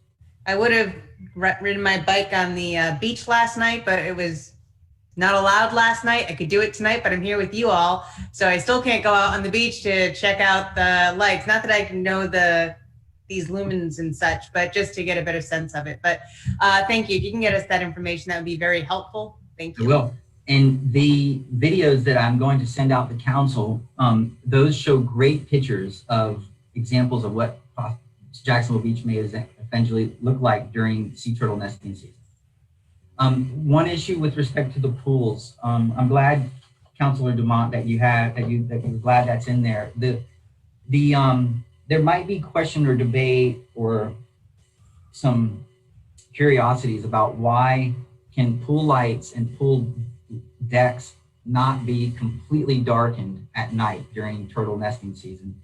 And I haven't done a deep dive into this, but I got to say that I think that the city of Jacksonville shouldn't put a law in place that would essentially turn those pool areas, the pool itself, the pool areas and the decks into a completely dark area. A lot of our elderly citizens live in our towers. it would create a very dangerous situation for them if the city were to require for those large pool decks and the pool itself to be completely black and not have any illumination whatsoever or lighting whatsoever, to at least make for a safe walkway, or at least for a safe lit area for a person to walk. And so I don't want to encourage those businesses, or I should say those hotels or towers that have those pools that are on beachside. I wouldn't suggest that the city of Jacksonville Beach is enacting a law that's requiring them to make that absolutely dark all night long during turtle nesting season. That's not the intention. That isn't what I would recommend to council. And we don't have it set up that way where we create a completely darkened pool area that would quite frankly be unsafe for people to walk around at night. But the way it's written, they'd still be able to operate those pools. I'm not saying that they have to be completely dark, but there'd be enough light for them to be operating in a safe and efficient manner in a way that also doesn't attract the turtles, so that people aren't swimming with the turtles. Absolutely, that's right. Yeah, I just don't want the anybody that later looks back on the video to think, well, the city of Jacksonville Beach is requiring me to make that whole pool area dark, and that's the reason why our resident misstepped and fell into our pool in the middle of the night, and something bad happened. So yeah, I think it's drafted okay. Thank you, ma'am. Ms. Golding? Thank you, Mayor. And thank you, Chris, for another very in-depth piece of legislation that you did. And I will say that I saw there are several videos that I think Chris is going to share that the Sea Turtle Conservancy did, and they were really good. So I hope everybody will watch those. They definitely were enlightening, so to speak. Pardon the pun, but I mean it really does help you to understand what we're trying to do here. I also spent some time looking at the Florida Administrative Code that has model legislation for sea turtle lighting. And there's a few things in there that I just wanted to ask about, Chris, maybe you can answer, because it does provide local governments with some guidance on management goals that we should consider. One of them is with regard to public awareness. And so just would like to try to understand what will we be doing if this ordinance is passed to notify all the property owners of the new ordinance.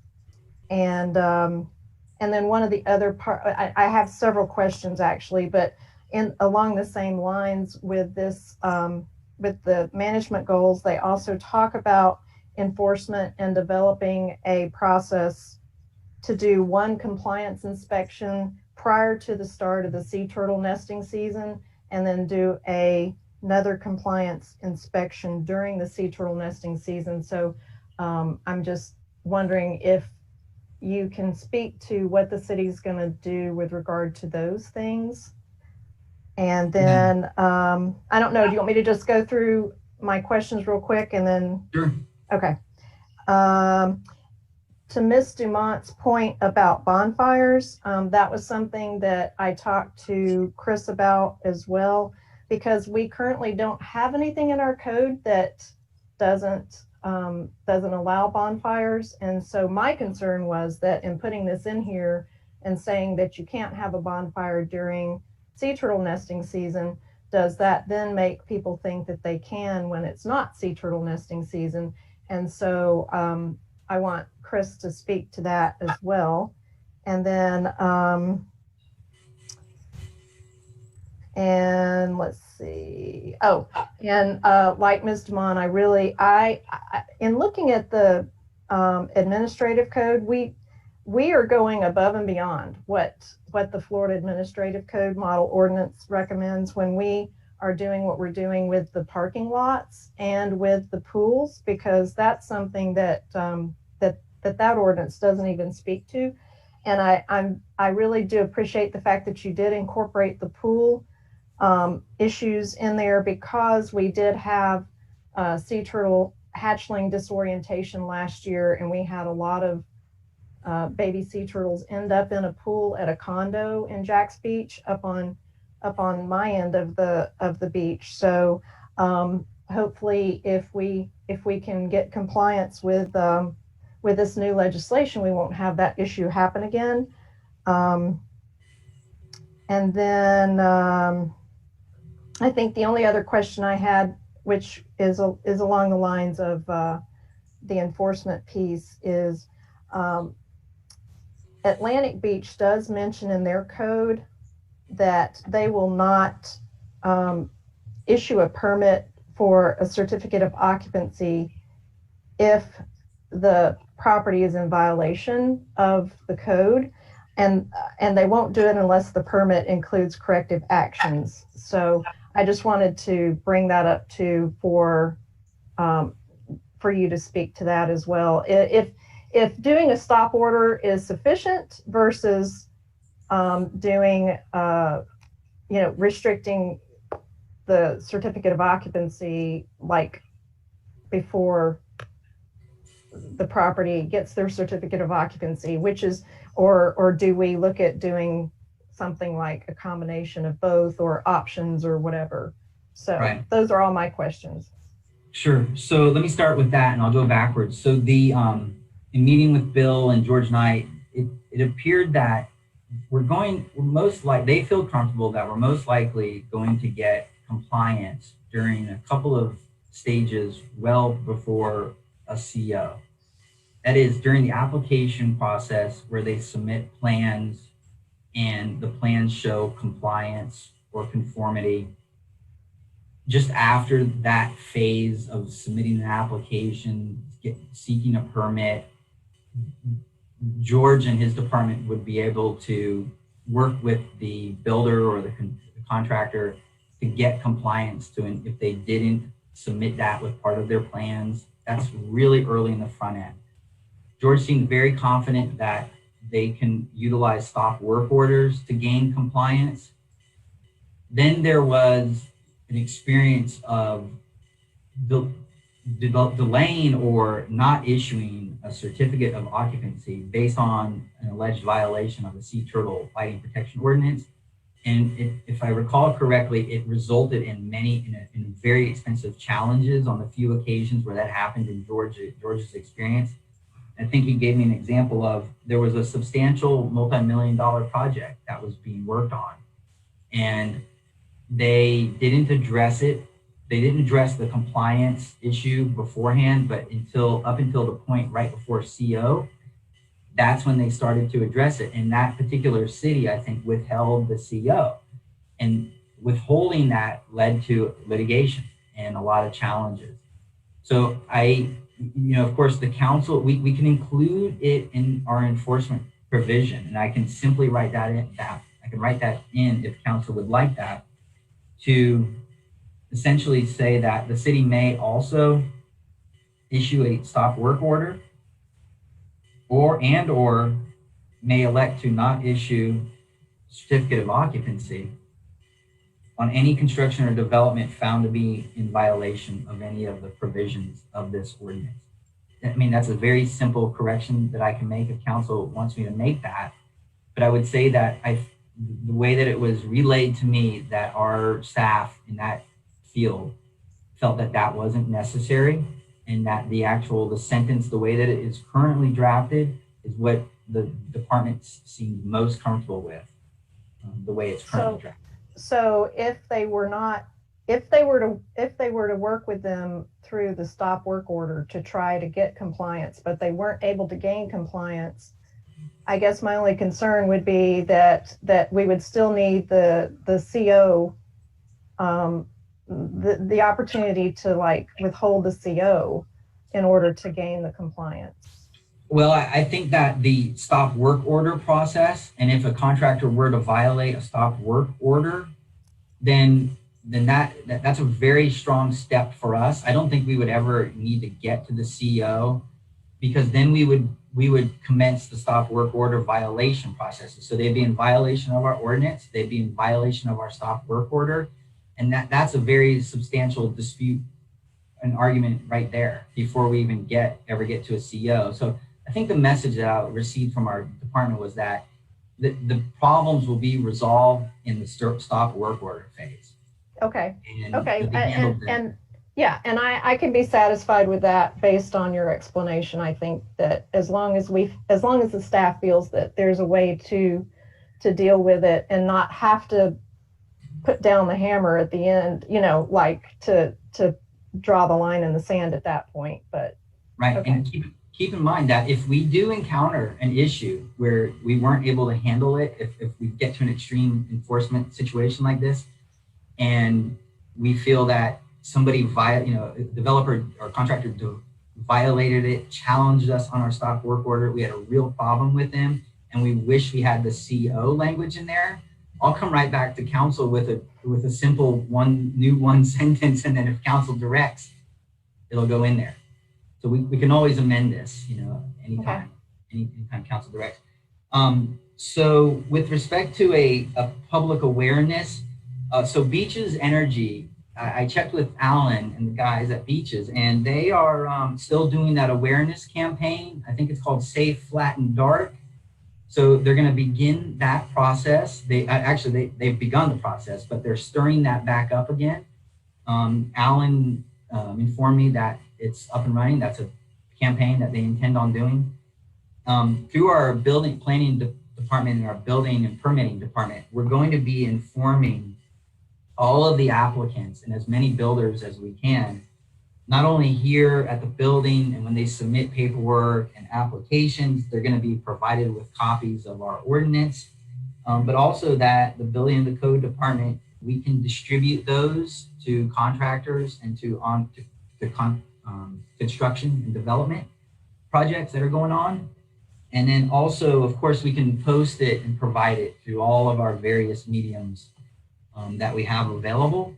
And Mike may have other ideas and suggestions on how to also publicize this and bring this to the public's awareness. But those are some of the areas that I discussed with staff and the various departments.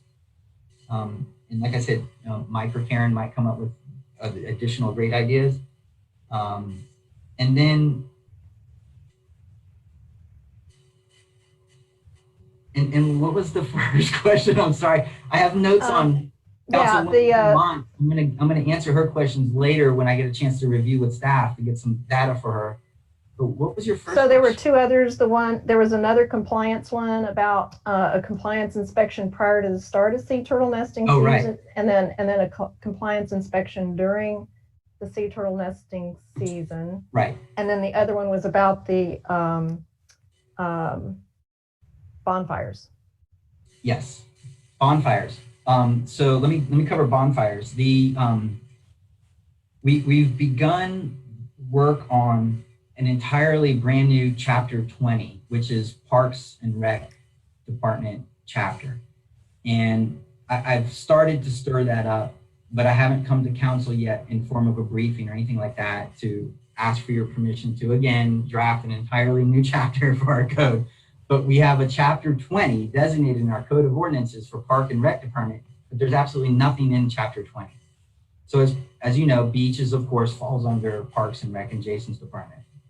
So part of the chapter 20 is going to address these things that Councilwoman Dumont pointed out, such as the driving on the beach and the fires and fire pits and campfires as part of the beach section under a new Parks and Rec beach chapter of our code of ordinances.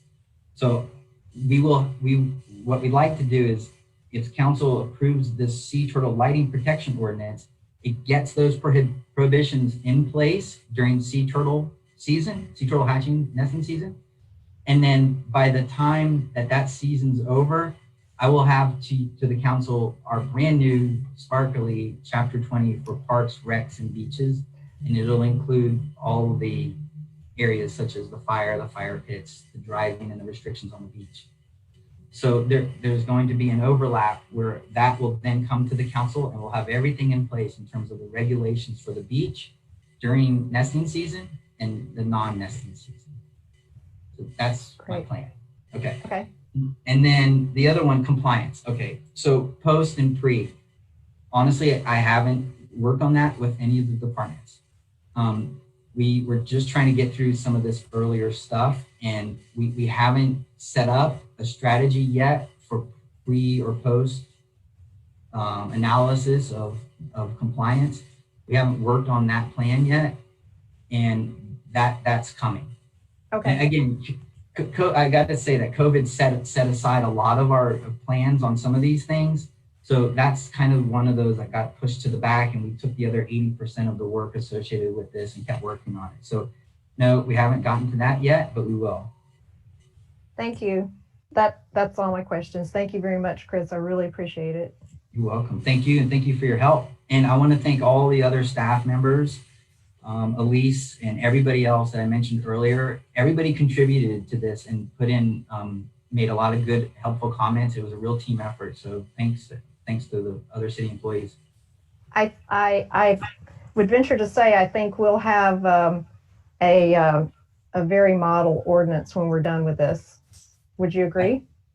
I think so. I mean, there's been 15 brains put on this, so I hope we have the brain power to make it right. Yeah, I need to make a few corrections, and we'll see, if it passes second reading and council adopts it, we'll see this in working form. If there's something lacking, we'll come back in and we'll fix it. But it's going to take, I think, a couple of nesting seasons for us to have this in place and learn. Okay, thank you. Ms. Okay. Hoffman? My question was for Ms. Golding, and I know you spoke with several different resources. Has this been run by Kevin Brown and our local Sea Turtle folks, and do they feel good about it? Okay, great. Yeah, Beach's Sea Turtle Patrol looked at it, and they shared it with the FWC, and we were able to get some really good feedback from FWC. Great, thank you. Any other questions or comments? Ms. Hoffman, we got the motion already, right? Did we? I got it marked off and then a squiggle line next to it, so I'm not sure. It's been so long. I know, I apologize. Yeah, there was a motion, Mayor. Okay. We did, yes. Motion and a second. We've had our discussion. Anybody else? Last chance. Madam Clerk, can we get a roll call, please? Councilmember Vogelsang, Yes. Councilmember Demott, Yes. Councilmember Golding, Yes. Councilmember Hoffman, Yes. Councilmember Nichols, Yes. Mayor Latham. Yes. And Madam Clerk, could we please read ordinance number 20208141, first reading, public hearing by title only, please. An ordinance of the city of Jacksonville Beach, Florida, submitting to the electors of Jacksonville Beach proposed amendments to the charter of the city of Jacksonville Beach, providing ballot title, summary, and text for the proposed amendments, providing directions to the city clerk, providing for severability, providing for an effective date, providing amendments, providing for an effective date for the ordinance. Okay, this ordinance is before the council for a public hearing and consideration on its first reading. I'll now open the public hearing to ordinance number 20208141. Madam Clerk, were there any public comments submitted from any parties? No, sir, there were none. Okay, thank you very much. Communications manager, any phone calls on queue? Jacob, do we have any phone calls in queue? There were none, sorry. Okay. In that case, we'll close the public hearing and seek a motion to adopt the ordinance as read by title, please. I move that we adopt ordinance number 2020-8141, making amendments to the city charter to create the requirements and procedures for removal of the city manager and city attorney, and the requirements and procedures for the elimination of city departments, and standards for council and appointees to not interfere with the performance of city employee duties, appointments, or removals, and provide enforcement provisions. Second. Motion is second. Mr. Stefopoulos, do you want to take the lead, or you want me to pass it on to Mr. D'Ambrosio? The only thing that I would like to add with regard to this is that we did discuss this at a previous council briefing. As indicated at that time, the only provision of the ordinance that council had some questions was with regards to the first item, the number of votes required for removal of the city manager or the city attorney. We went ahead and put it in as we were originally directed when this item was in front of council several months ago, establishing it as a priority, which was 4-5. I would like to point out that we did confirm with the supervisor of elections earlier today that their deadline for getting amendments into the November election is currently June 1st. If we are going to make any substantive changes to this, now would be the time to do so. So that way we could proceed with first reading tonight, second reading at the next meeting, and make that deadline. In the event that we miss that deadline, it's not too big of an issue. It just means that if we wanted to proceed forward, we would have to hold a special election, and that means that we would have to pay for it out of our own funds. I don't know if Ms. Scott wants to add anything with regards to that of the election, but if not, I'll turn it over to the city attorney if there's anything he wanted to touch on.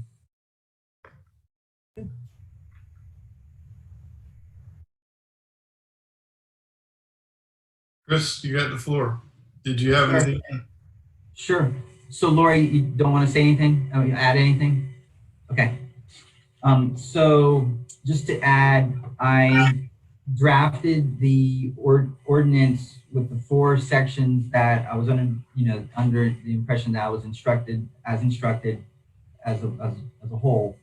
And then I offered to provide the council with research, and with respect to the city manager and the city attorney.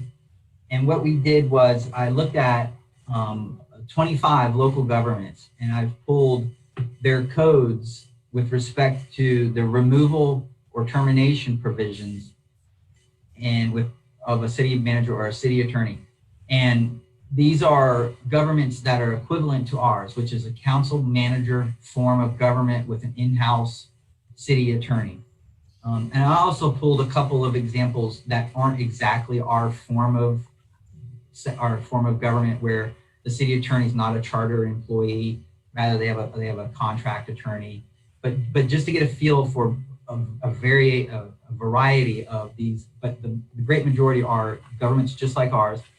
And I conferred with our municipal law expert, Cliff Shepard, who of course helped draft this, and he's working for us on charter phase 1. And if we proceed with phase 2, he also consults our CRA and Bill Mann. He's been a legal advisor and expert for dozens of municipalities. He's drafted dozens and dozens of charters. He's worked on charter committees. He understands this in great detail. So he provided me some insight as well with his decades of experience, and he provided me with a little bit of research with respect to counties and an insight onto similar type of governments with counties. So I have an entire file, and I can provide all of those to each council member. It would be essentially I've cut out from the code of ordinances from, again, approximately 25 local governments. And just to summarize briefly, I would say that there's no one predominant method used or standard of either simple majority or majority vote or supermajority vote. There's, of course, elected bodies that have 5 officials. Some, of course, have 7. They will, on some occasion, say 3 of 5. Some occasions say 4 of 7. Other times, codes will read just plainly, the city manager shall serve at the pleasure of the city council.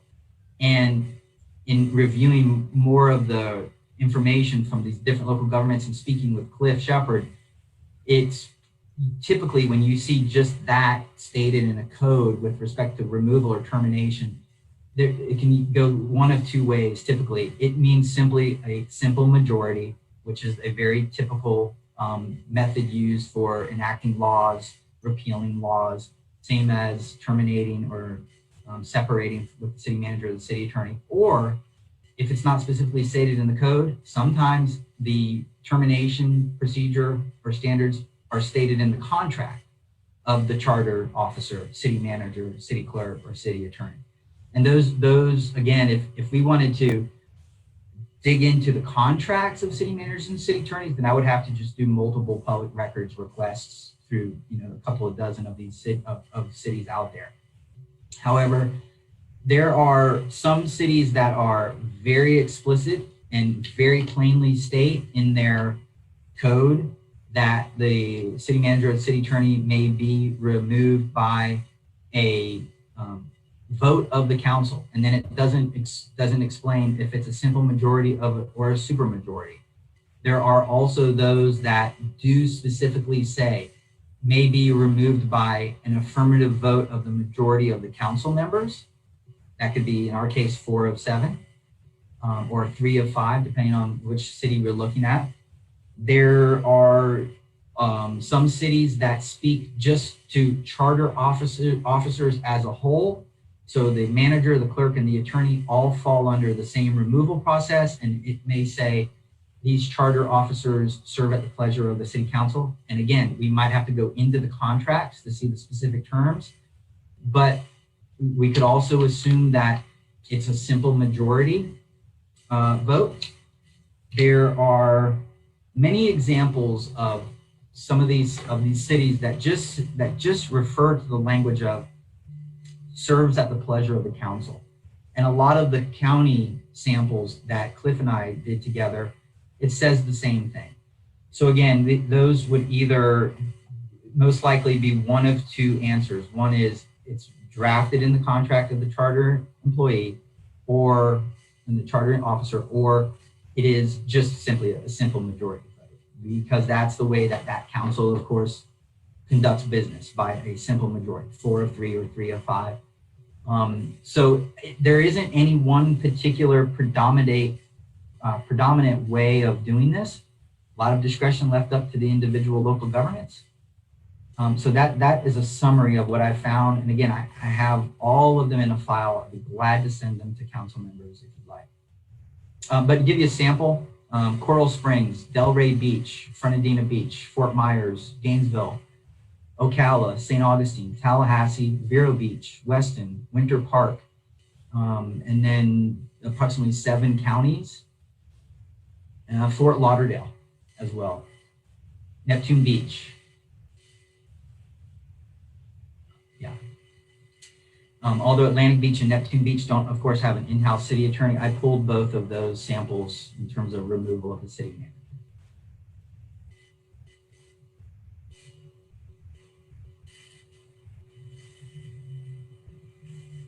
Were there any questions? Mr. Mott. Thank you, Chris. So thank you for looking up the deadline to get it on the November ballot. June 1st, kind of close. I really would have preferred to have this information well before. I know it was last week that we asked you to find the information, but I don't have anything to really research what works better. So just because there's no one way or another that's majority of them, we don't know which one is really going to be work best for us. I really wanted to table this until we got that information, but that June 1st deadline is very close, specifically because of the gravity of what it is that we are voting on here. I'm looking at I guess it's your draft composite exhibit 1 ballot title summary proposed amendment for the removal of the city manager. We have debated on council last week, long time ago, whether it should be a supermajority or a majority. And with how it's written here, it may only be removed by a supermajority. But if we were to change the next piece, the council would vote on whether they want to put forward the motion, a formal statement in the form of a resolution passed by a majority of the council. So if there are 4 or more council members that have issue with the city manager or the attorney, and so everything I'm saying about the city manager, apply it to the attorney. If a majority of council has an issue, they should, by a majority, it's a simple majority, then they should make that motion the formal statement. And then on the next council meeting, after research has been done and arguments made, a supermajority can then vote to remove the city manager or the city attorney. And we talked about this a little bit earlier with just having more meat in the city attorney part. So there's no advance notification. If the council is unhappy with something that you're doing, there's no notification saying that the majority of council has an issue with what you're doing, or we're concerned about the work that you're producing. So I think we should also have a majority, a simple majority for that, for the city attorney. So it they parallel each other in those ways. I think that alone would deal with a lot of the concern. I know also that we noted in the it's been brought up in the past. We had a city manager for 23 years and all. And regardless of how you viewed that individual or the councils throughout the years, they had multiple tools at their disposal if they wanted to remove that city manager. They always had the majority vote. And I know that there was, it was difficult to do, but it was not impossible. My concern ends up being putting little p partisan politics, because it's not Democrat or Republican at the local level, is having politics dictate it. So for example, let's reverse what happened with the fire department. Let's say that the information that the city manager provided was more that we shouldn't do it. That we should do it. It kind of led in that way, that those 4 council members who wanted to contract the fire department could then remove the city manager because he's presenting information that they don't agree with. So that's more of a political piece versus a competence. So the reason why I'm asking for the supermajority is so that we aren't removing our city manager and our city attorney based off of politics, but off of competence. Does he or she do the job well, and the way that we instruct them to do that? Specifically, are they carrying out what we vote on? Do they implement it properly? They implement it efficiently and effectiveness and all of that. And if not, that is the reason why the individual should be removed, not because I just didn't like how, I didn't like what the information said. So that I'm just trying to remove the politics out of this as much as possible. But definitely we need to add more stuff to the city attorney piece versus just the city manager piece. And I know that you were working off of something that we didn't have when it came to the city manager, because we didn't have our own city manager before. So I appreciate that. But there's that piece. And then just a simple majority of council saying they have concerns, but the supermajority for the removal. Thank you, Mr. Mott. Mr. Nichols? I disagree. I mean, I just think we need to leave it as a simple majority. I think we should have a overwhelming reason to make this change if we're going to make it. But my main argument is that if the city manager or city attorney loses the confidence of the majority of the simple majority of the council, I don't know how they can do their jobs. I think it would be incredibly difficult, and I don't think they would want to be in their jobs if 4 of the 7, wanted to have them removed. And then if we go through that process and they don't get a super majority, it just doesn't seem. I just don't think it's broken right now. I don't think it's broken, and I don't think there's any reason to change any of it. So I'll be voting to. Sir, Mr. Vogelsang? That's 4-3. Thank you, sir. Mr. Vogelsang? Thanks, Mayor. I, to some extent, agree with Cory. I think the language is fine. I think there's a significant amount of protections, even with a majority vote. It isn't like, oh, we don't like the decision or how you presented the fire department cell to us, so we're going to go ahead and terminate you.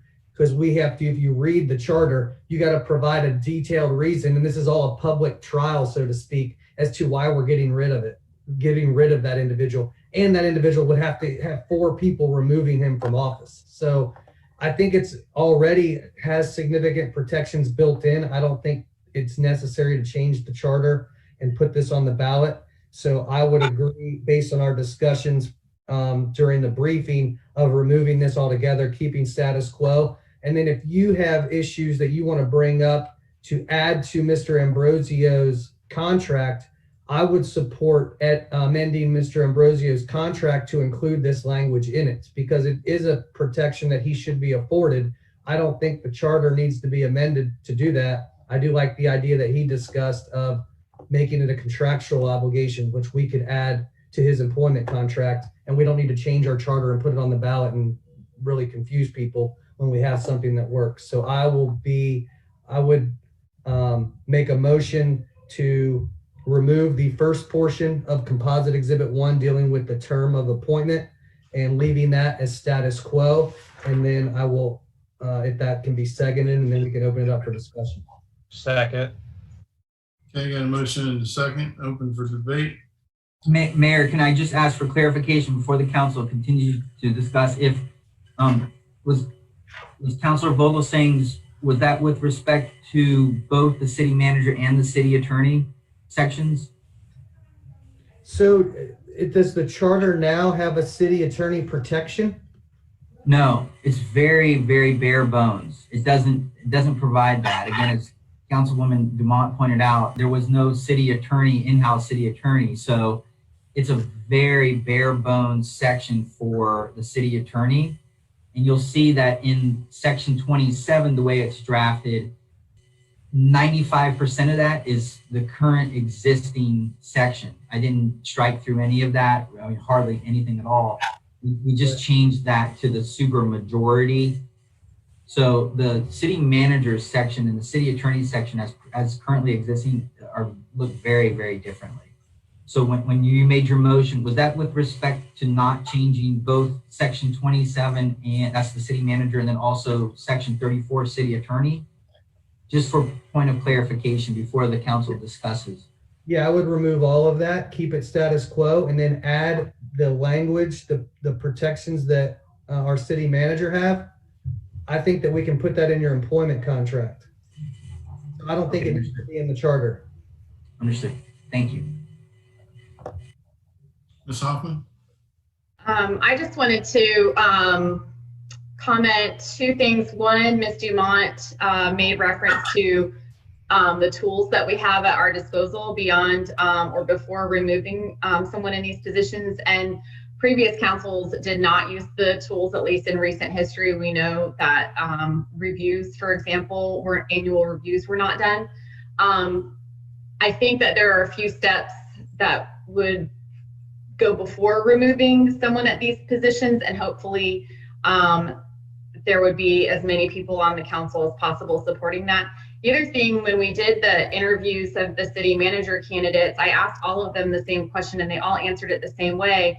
And that was, what would, in the list of pros and cons, if they were to be offered this position, what would a con be? And every single one of them said that there were 3 seats on the council up for re-election or up for election. They were all going to be new members to the council. So that creates a great deal of insecurity in attracting talent to the city. And I definitely took that to heart when they said that, because that, that could make or break inviting or keeping the talent at these high-level positions in our city. So I continue to support the proposal as written. Anyone else? Okay, we got a motion and a second, and we have discussion. Is there any additional discussion? Ms. Golding? The only thing I would add too is that what we're talking about here is bringing this to the community to vote on this. And, we may have our own opinions about what we think should be, how it should be handled.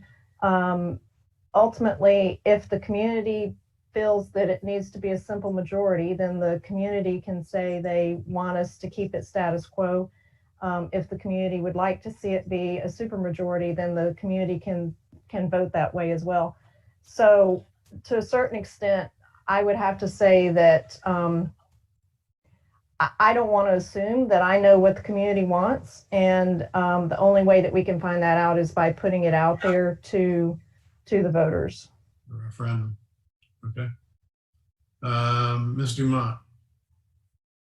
Revisit. I happen to know a lot about city managers and public administration. I have like that PhD thing in it. I teach the future ones.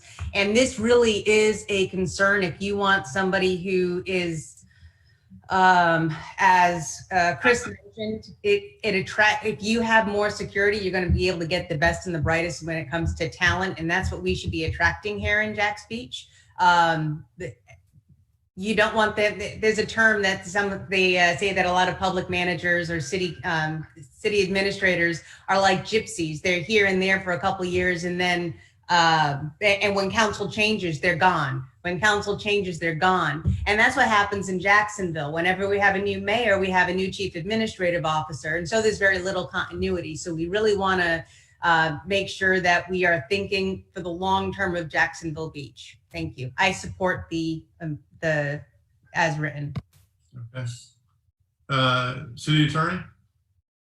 Mayor, I'd like to point out that I would suggest that out of all the local governments that I researched, and for all the information that I've ever encountered, there is no referendum vote for removal of the city manager, the city attorney, or the city clerk, and I should say charter officers, because the charter officers are hired by the city council, and we serve at your pleasure.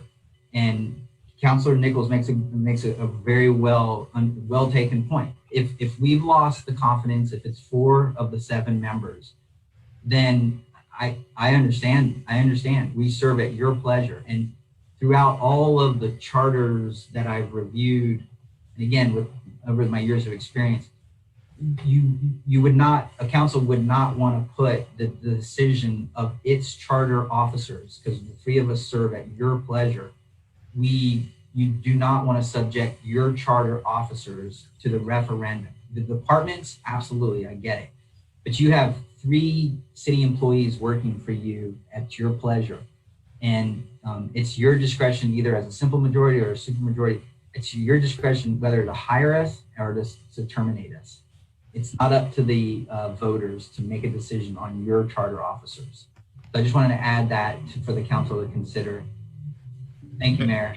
Thank you, sir. And Mr. Nichols, a quick. Yeah, my short follow-up is the way our city was set up, we're a very, very attractive city for these positions.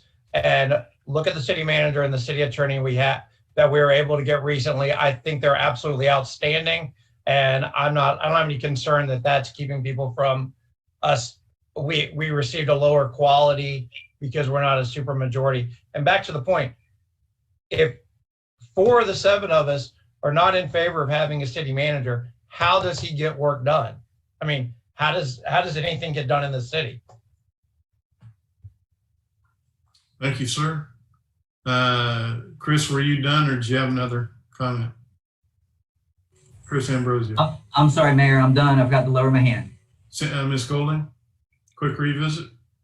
I just wanted to follow up just to make sure that, because I don't know if Mr. Ambrosio was responding to what I said, but I wasn't saying that I felt that the removal of those officers should be done by referendum. I was saying that we are giving the community the opportunity to decide if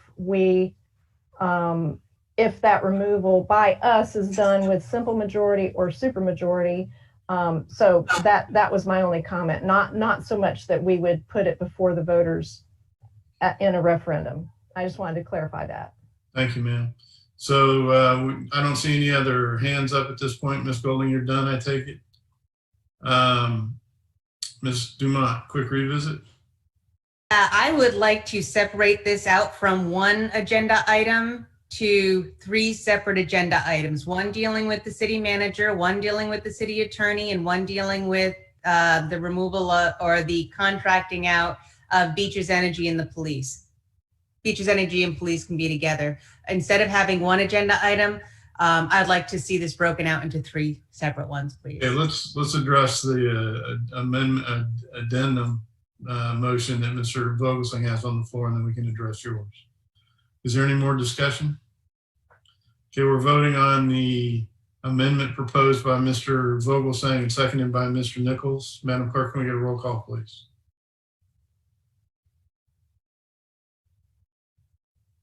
Councilmember Demott,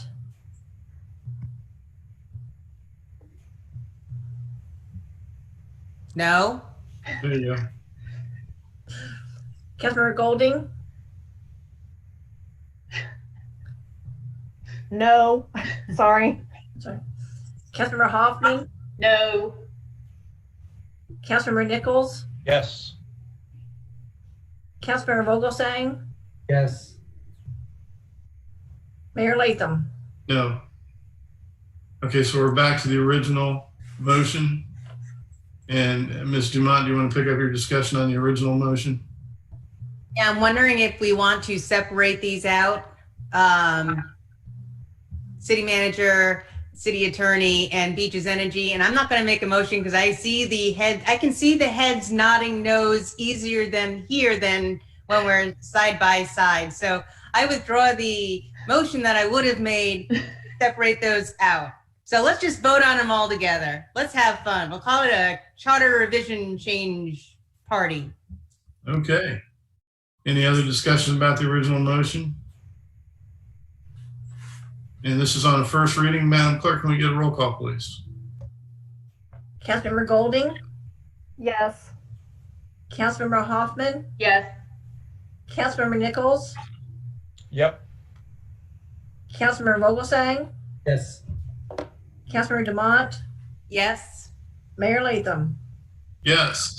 And there's a couple of announcements we need to make before we wrap this up. And I think City Attorney, you're up first. Yes, sir.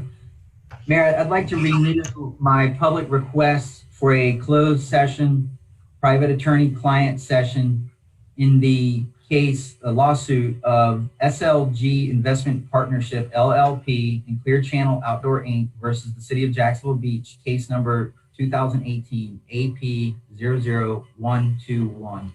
Pursuant to Florida statute, I'm required to make a public announcement and request to the City Council stating that I desire the advice of council concerning this litigation, this litigated matter, and that the subject matter of the meeting shall be confined to settlement negotiations or strategy sessions related to the litigation expenditures in that case. And I had requested a closed session before the pandemic situation. And of course, we have been sidelined with conducting that closed session. However, I'm required to renew my request.